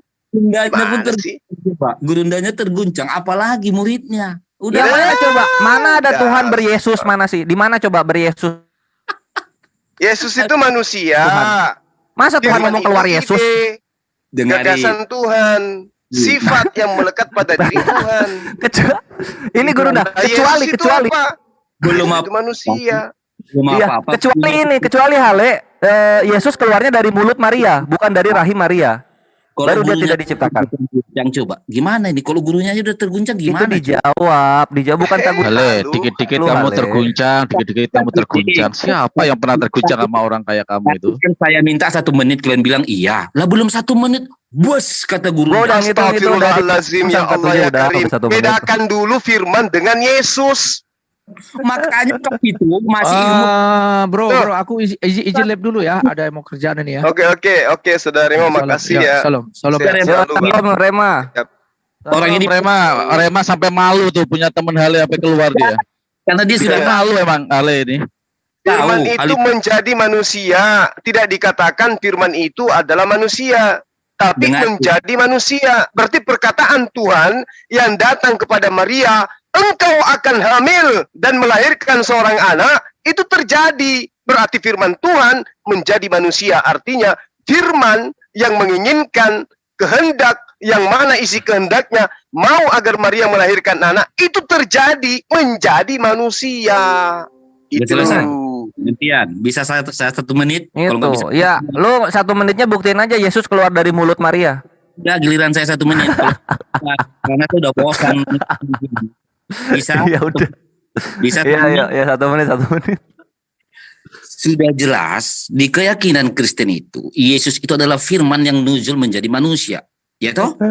Sekarang terbongkar sudah fitnah-fitnahanmu yang mengatakan bahwa Yesus sekedar manusia, Yesus ciptaan. Oh no. Ketika saya tanya, firman diciptakan apa tidak? Ternyata kamu jawab tidak. Clear dong, makanya kalau kau jujur bacalah Ali Imran 45 itu, ya. Clear di situ, nggak mungkin firman diciptakan. Jadi sadarlah sebelum terlambat. Pilihlah yang betul-betul juru selamat, jangan mudah-mudahan. Takbir teman-teman, kata ibu siapa itu, Bunda Sumangkut. Nah, siap ya? Aku jawab nih. Aku keluar dulu lah ya, udah selesai. Lo kok keluar? Mana buktinya keluar dari mulut Maria Yesus? Mana? Haleluya, kok kabur? Katanya Yesus tidak diciptakan. Keluarnya dari rahim atau dari mulut? Yesus firman apa enggak? Ya, sekarang yang namanya firman kan keluarnya dari mulut, dari ucapan gitu, dari pemikiran. Yesus keluarnya dari rahim atau dari mulut? Gua tanya. Kata si Juma bukan. Iya, ya bukan kata-kata. Firman itu bukan Yesus, gimana sih? Firman Yesus itu penerima firman. Bukan Yesus itu adalah firman. Siapa yang ngajarin Anda bahwa Yesus itu adalah firman? Gimana dalilnya? Sedangkan di Ali Imran aja, dalilnya Yesus adalah firman. Di Imran aja pun bawa Isa firman. Kau jangan taki ya kalau di depan abang. Ali Imran itu tidak mengatakan bahwa Yesus itu adalah firman. Ali Imran itu mengatakan, sesungguhnya wahai Maria, Tuhan menyampaikan kabar gembira kepadamu tentang sebuah kalimat. Firman. Apa kalimat itu? Apa kalimat apa kalimat yang diberitakan kemudian Gabriel kepada Maryam? Apa kalimatnya? Firman. Apa kalimatnya? Firman. Iya, firman kalimat. Nah, apakah firman apakah firman Nenek Mukiper. Wahai Maryam, iskalatil malaikatu ya Maryamu innallaha yubashshiruki bi kalimatin minhu. Tuhan, dengar dulu. Jangan nanti kau kayak Sopiatul, katanya umat Islam takut dibahas tentang Quran. Saya tanya samamu, ketika malaikat datang memberitakan kabar kepada Maryam, sesungguhnya Allah menyampaikan kabar gembira kepadamu tentang sebuah kalimat, tentang sebuah firman, tentang sebuah perkataan. Apa perkataannya?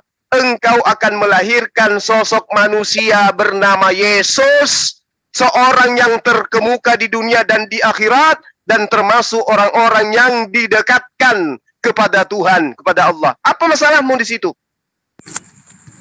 Ketika malaikat Gabriel datang kepada Maria di bulan ke-6, apa yang dibawa oleh Gabriel? Firman atau Yesus? Sudah selesai.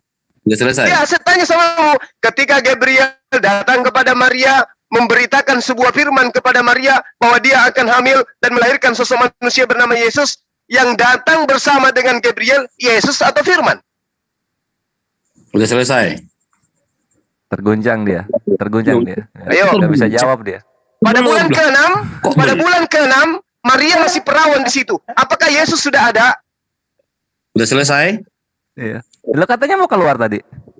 Loh, gimana nih? Yang satu mau nahan, yang satu pengen keluar. Yang pamit tadi siapa? Makanya pada bulan ke-6 di saat Maria belum ngeden, dia masih perawan, Yesus di mana? Loh, ini kau baca kejadian. Yesus di jakun Maria, Yesus.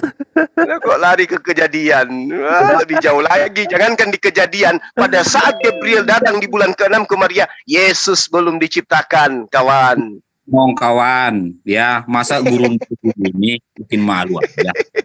Bikin malu tuh yang mau pamit cuma nggak pamit dari tadi. Itu Yesus, tahu nggak Yesus yang pingsan itu Gurunda, itu halilintar itu Gurunda. Oh gitu. Udah selesai ya. 1 menit atau 30 detik. Lah jawablah yang tadi, ketika Gabriel datang kepada Maria di bulan ke-6, Yesusnya di mana dia? Nah, jawab tuh. Ini ya, saya dengar, saya baca ya. Yohanes 1 ayat 14. Firman itu telah terguncang dia, bro. Yang ditanya, ketika Gabriel datang kepada Maria di bulan ke-6, Yesus kemana? Di situ Yesus belum menjadi, di situ Firman belum menjadi Yesus. Makanya beginilah kalau ilmunya masih tarikat, nggak akan paham. Itu yang ditanya Yesusnya pas Gabriel datang ke Maria ya, Ge. Yohanes 1 nomor 14 itu Yesus udah jadi orang, udah jadi bayi yang dewasa. Bisa gantian ngomong nggak? Pas Gabriel ngomong maksudnya itu loh. Bisa gantian ngomong tidak? Ada goceng nggak? Ada goceng nggak? Kasih dulu ya biar berkilah. Habis dasar. Kalau masih giliranmu, silakan. Al-Quran menerangkan, wahai Maryam, sesungguhnya Allah menyampaikan kabar gembira kepadamu. Ini malaikat yang datang kepada Maryam menyampaikan pemberitaan tentang sebuah kalimat, sebuah firman, bahwa Maria yang perawan, Maryam yang perawan itu, Tuhan mau dia hamil dan melahirkan seorang laki-laki yang kelak dinamai Al-Masih, Isa, anak laki-lakinya Maryam. Nah, beritanya itu, firmannya itu. Apa yang terjadi kemudian? Firmannya kemudian menjadi daging. Lahirlah Yesus, terciptalah Yesus. Terus, di mana Anda mengatakan bahwa firman itu adalah Yesus? Sudah selesai. Ya kan dari tadi Anda tidak jawab. Larinya ke Yohanes 1. Ngapain lu ngomong kalau nggak jawab? Jangan terguncang gantian. Biar saya jelaskan. Ini kan bicara gimana tentang... terguncang kalau nggak nyambung? Ini kan bicara tentang Yesus, toh. Bikin kita terguncang lah dengan cara nyambung jawabnya. Coba. Dari tadi kau udah terguncang kok, giliran ku ngomong 1 menit. Gabriel datang kepada Maria di bulan hanya di mana Yohanes 1 nomor 14 dikasih. Ini kan nggak nyambung ini. Loh, kok nggak nyambung? Makanya nggak nyambung.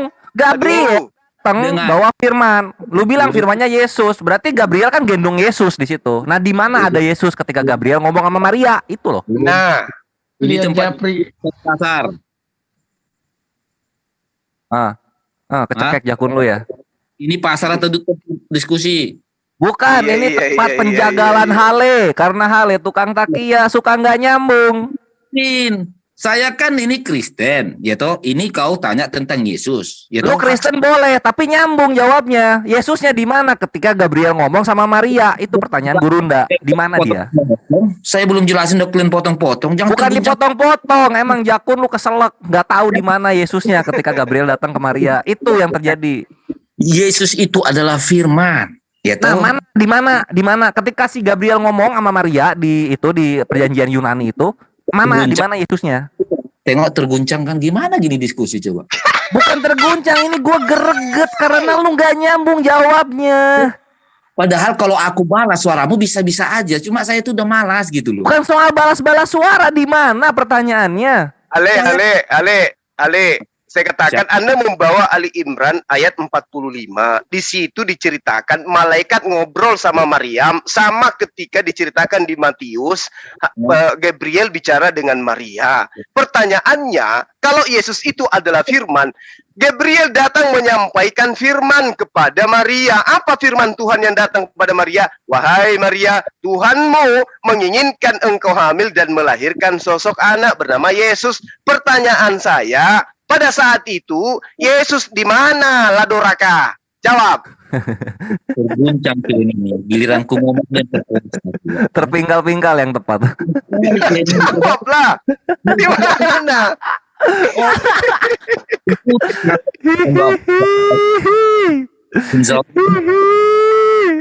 Ya, coba dalilnya di mana Yohanes tertulis terguncang, kalian menjawab coba di mana dalilnya?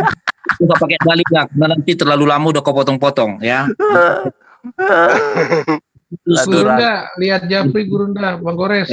Oh, iya. Coba gimana nih coba? Nggak ada, aduh malu lah macam gini.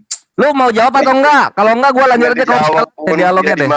Gak nyambung lu serius. Lu, ini gimana kekristenan cabang Burundi mau maju gitu, mau keluar dari kelaparan kalau misalnya otaknya kayak gini semua. Sudah terguncang saat saya langsung tonjok. Terguncang terus ini ya. Gua kemasukan roh terguncang ini gua. Ah tidak, rohku terguncang. Ciptakan tidak, rohku terguncang. Yesus ternyata keluar dari mulut, bukan dari rahim, sehingga dia tidak diciptakan. Panas. Aku panas. Wa inna lillahi rajiun. Ale. Aduh. Ya, udah terguncang semua coba. Hah? Aduh, aku terguncang lagi. Aku terguncang karena Yesus keluar. Yesus ketika Gabriel datang kepada Maria, jawab Ladoraka. Di mana? Ladoraka, jawab ya, Ladoraka. Udah bisa dan udah bisa? Iya, silakan. Oke, kalau aku pas ngomong aku keluar ya. Dia mau kabur hit and run. Takut dia. Karena penjelasan itu selalu menohok, makanya itu takut saya jelaskan. Bukan ketidaknyambungan lu yang tepat itu, bukan penjelasan. Sebenarnya gini ya, kalau bicara tadi, kalau kalian tuh punya akal ya, ketika saya tanya apakah firman itu diciptakan? Tidak, udah terjawab sebenarnya. Ternyata Yesus itu, ya loh, apakah firman itu diciptakan? Tidak, ternyata Yesus. Yang dibahas firman perlu ke Yesus. Ya karena memang Yesus itu muncul menjadi manusia dari firman-Nya. Ya, semua juga menjadi sesuatu dari firman, Bre. Oh, jadi kau firman? Ya emang iyalah. Ayo, apa bedanya gue dengan Yesus? Firman sama firman kan akan menjadi manusia. Kores, bentar. Berarti kau ini nggak punya bapak, kau dia. Lah, astagfirullahaladzim. Awak punya bapak. Dengar. Untuk membuktikan bahwa Yesus itu adalah firman, makanya muncul pertanyaan, di mana Yesus pada saat Gabriel menyampaikan firman kepada Maria? Yesusnya di mana? Ladoraka Dompala. Tidak, Dompala. Kamu paham firman tidak dan kemudian nujul menjadi manusia. Ternyata kamu nggak paham Juma. Sekelas ini kah kemampuanmu?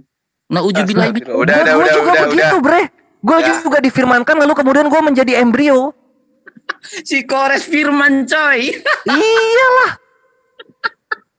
Segala sesuatu nggak dituhankan juga sekalian dari firman.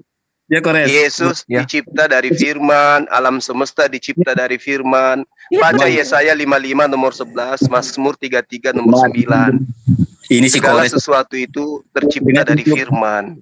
Si Kores sekarang penggantinya Nabi Isa loh. Dia ini firman. Lu tergincang, pengganti kok Nabi Isa? Pengganti Yesus. Pengganti Yesus. Kenapa lihat kemudian Nabi Isa alaihissalam itu dikatakan sebuah kalimat? Kenapa? Karena Maria ini hamil atas instruksi, bukan hamil atas laki-laki. Begitu kebong. Iya. Kayak ini Gurunda. Ishak juga kan. Ishak Abraham sama Sarah kan, Sarah udah mandul ya, Abraham udah tua. Dengan firman jadilah Ishak. Sama Kores juga gitu. Jadi ini ternyata firman tanpa sperma. Iya, emang lu enggak? Lu pakai sperma lu? Yesus di dalam Roma 3 Roma 1 nomor 3 dari sperma Daud. Aduh, ada nggak sih kalian ini yang berilmu? Aduh, aku jadi ketawa terus kalian buat ini. Lu ketawa, lu maksain ketawa di sini malah. Iya, kami terhibur di sini gitu. Berarti kau tuh nggak punya bakat dong. Lu nggak tahu ya kalau misalnya Yesus ini sama seperti Muslim, sama-sama dari firman, itu pertama. Terus yang lu nggak tahu juga, bapaknya Yesus Yunani di Perjanjian Baru itu Paulus. Si Juma kau firman juga.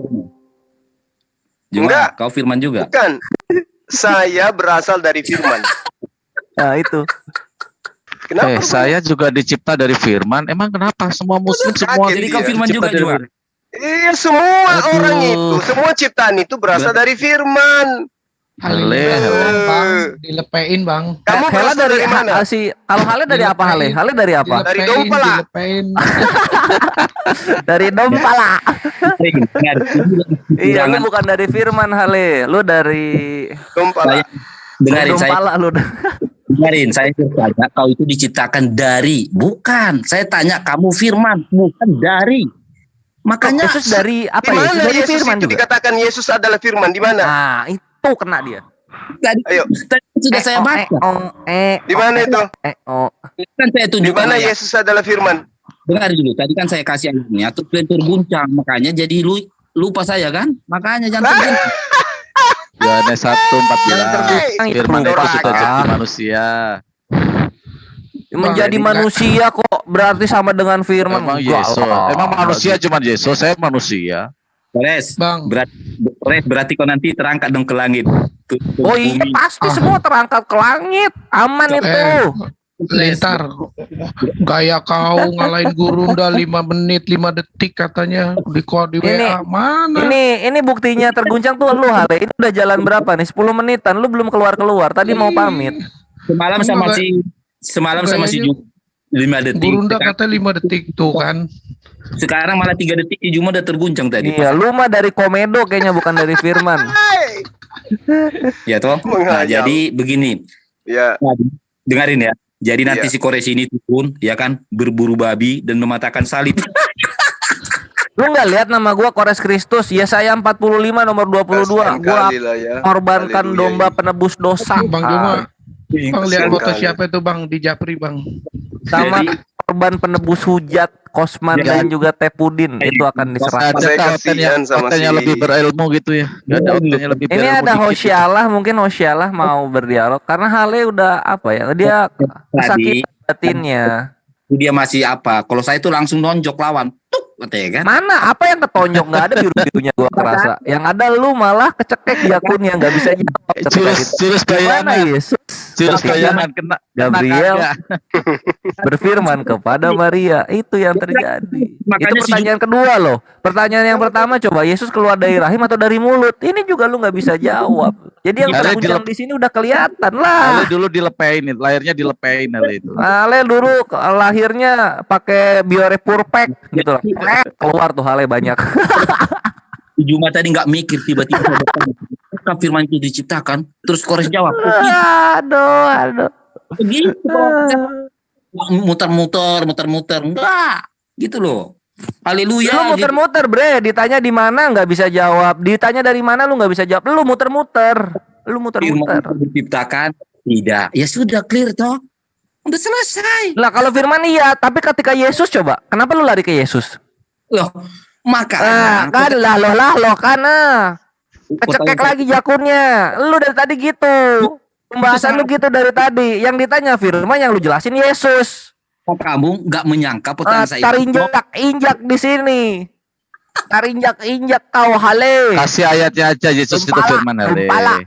Firman itu sudah menjadi Yesus. Coba kasih ayatnya. Aku tadi kan kasih. Cuma ketika aku mau kasih, Gurunda langsung terguncang.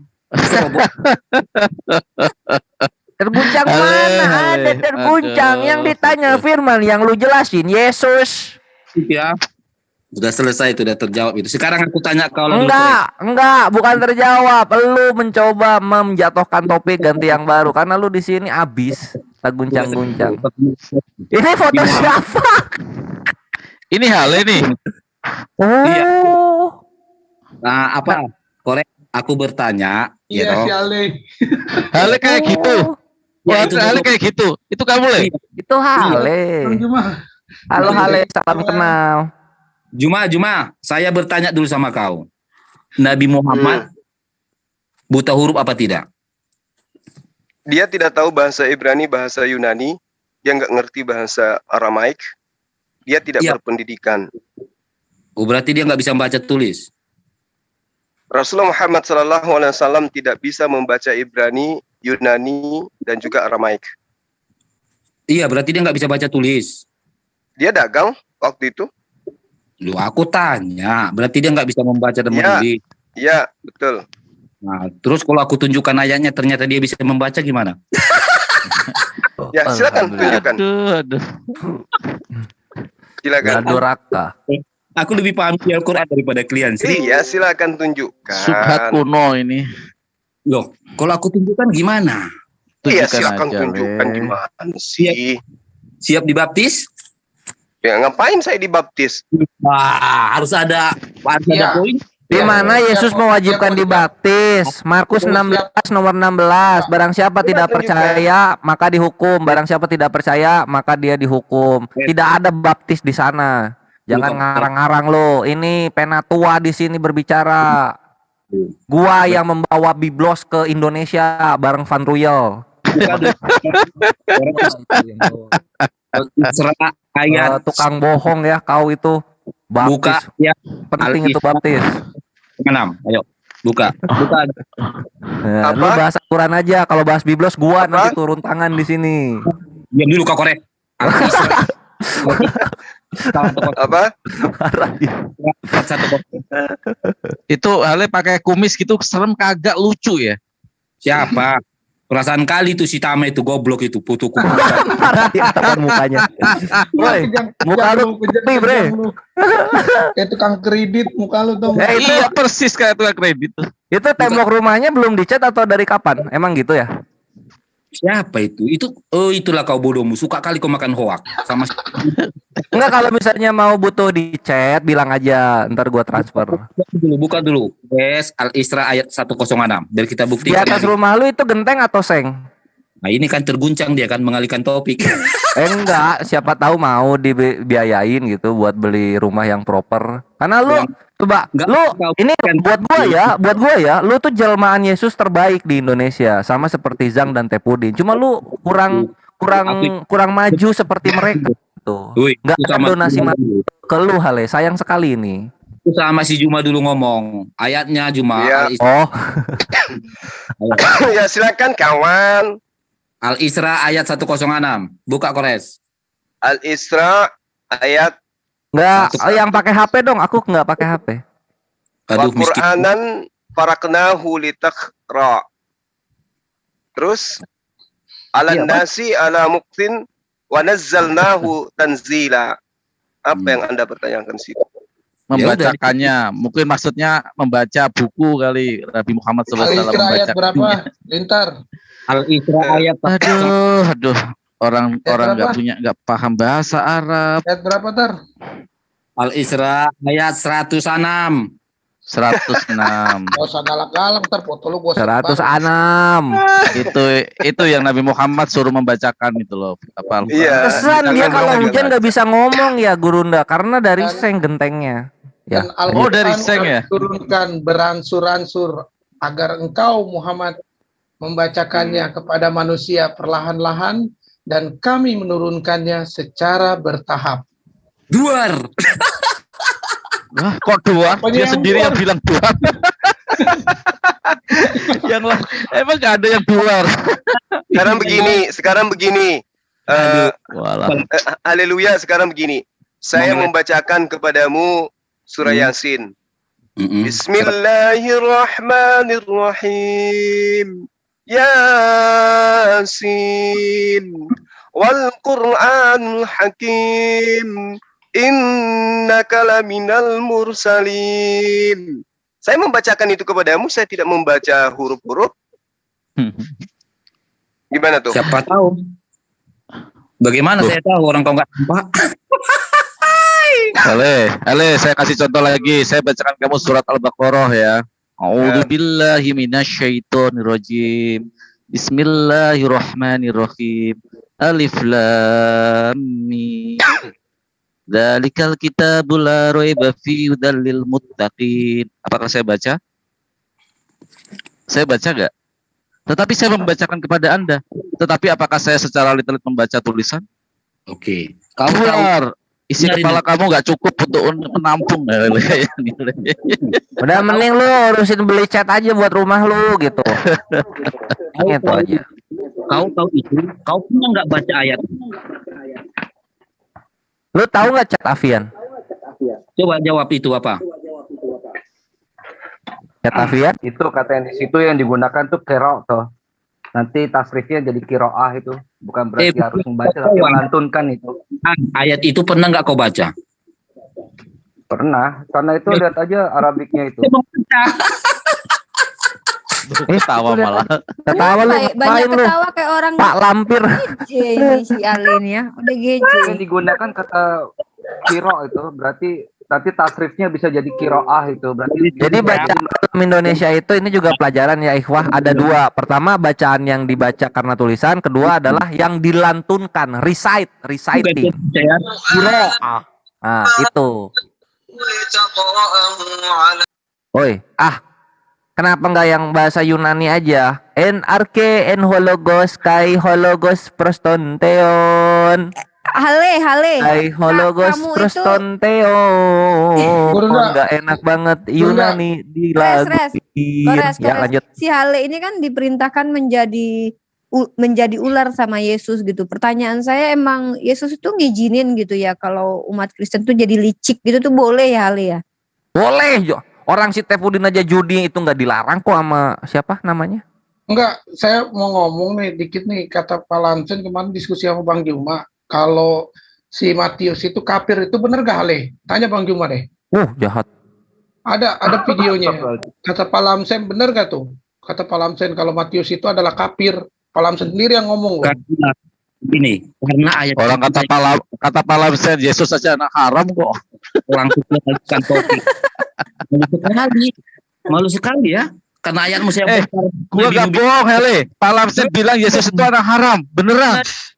Bisa membaca, saya bongkar ayatnya, kau kejang-kejang. Si Juma pun udah malu itu. Loh, kok malu? Udah dikasih jawaban masih nggak paham ya orang. Kok bisa orang ini? Kejang-kejang udah malu gitu. Ale ini adalah orang yang dulunya ketika masih muda kita bisa lihat dari wajahnya kekurangan pengakuan dari orang-orang di sekitarnya. Sehingga dia akan mengklaim bahwa dia telah begini, dia telah begitu, supaya dia bisa membanggakan dirinya. Kayaknya dia punya ini kayak stunting gitu ya, kayak kekurangan gizi gitu, kayak stunting gitu. Bukan. Ya. Jadi ada kelainan. Ya, udah itu aja tadi debat kita.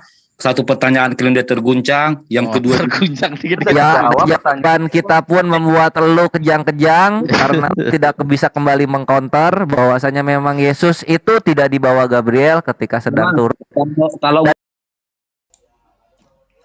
Oke, sahabat-sahabat sekalian, dimanapun sahabat berada, terima kasih ya telah menyertai kita pada malam hari ini di dalam dialog yang sangat menarik saya rasa ya, tentang apa yang dibawa oleh saudara Rema. Kalau kemudian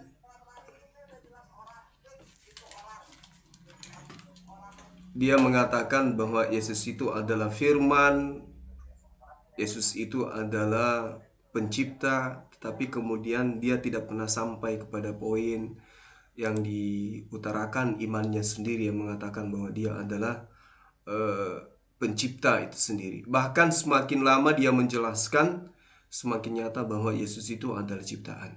Jadi nyatalah bagi kita yang menggunakan akal sehat di dalam menelaah setiap kajian-kajian dialog lintas agama bahwa Nabi Isa alaihissalam itu adalah ciptaan Tuhan, atau Yesus itu adalah ciptaan Tuhan yang mengajarkan kepada Bani Israel untuk menyembah kepada Allah yang Maha Suci lagi Maha Tinggi. Adapun tentang ajaran mereka itu kita tidak bisa kemudian menyalahkan, karena sebenarnya mereka ini bukan ahli kitab. Mereka ini adalah penganut daripada ajaran yang dibuat oleh ahli kitab kemudian. Sehingga apa yang dinubuatkan, dirawalkan Yesus di dalam Matius 23 nomor 15, mereka dua kali lebih jahat ya. Mereka dua kali lebih jahat daripada ahli kitab. Itu bisa kita buktikan. Kalau ahli kitab, mereka merubah firman Tuhan, mereka menolak firman Tuhan yang datang kepada mereka. Tapi mereka tetap saja mengakui bahwa Tuhan pencipta langit dan bumi itu ada dan hanya satu. Berbeda dengan mereka yang merupakan orang yang menganut kemudian dari ajaran yang diakibatkan oleh pengajaran ahli kitab, yang mereka anut kemudian di dalam agamanya, memasukkan mereka ke dalam ajaran agamanya menjadi orang neraka, dan 2 kali lebih jahat daripada ahli kitab itu sendiri. Mereka mendudukkan Tuhan itu dalam rupa manusia. Malam ini kita buktikan Yesus yang mereka tuhankan itu tidak pernah bisa sampai kepada poin bahwa dia adalah Tuhan. Seperti apapun upayanya, tidak sampai, malah yang terlihat kemudian adalah keteteran menjelaskan, dan ketika dia menjelaskan muatannya, kemudian justru membuktikan Yesus itu adalah ciptaan Tuhan. Saya kira begitu para sahabat-sahabat sekalian. Kita akhiri karena saudara Halu itu hanya ya hiburan aja ya. Tidak ada ilmu yang dapat kita terima dari sana kecuali hanya menghilangkan rasa ngantuk saja. Terima kasih para sahabat-sahabat sekalian. Saya ingatkan kembali bahwa pembangunan masjid kita pada saat ini itu sudah tahap pengatapan. Ya, kiranya Tuhan memberikan rahmat dan hidayah dan juga rezeki kepada kita semua, sehingga kita meringankan tangan kita untuk ikut mengambil bagian daripada pembangunan Masjid Nur Maulidah ini. Demikian para sahabat, wabillahi taufiq wal hidayah. Assalamualaikum warahmatullahi wabarakatuh. Salam satu Tuhan, Allahu Akbar.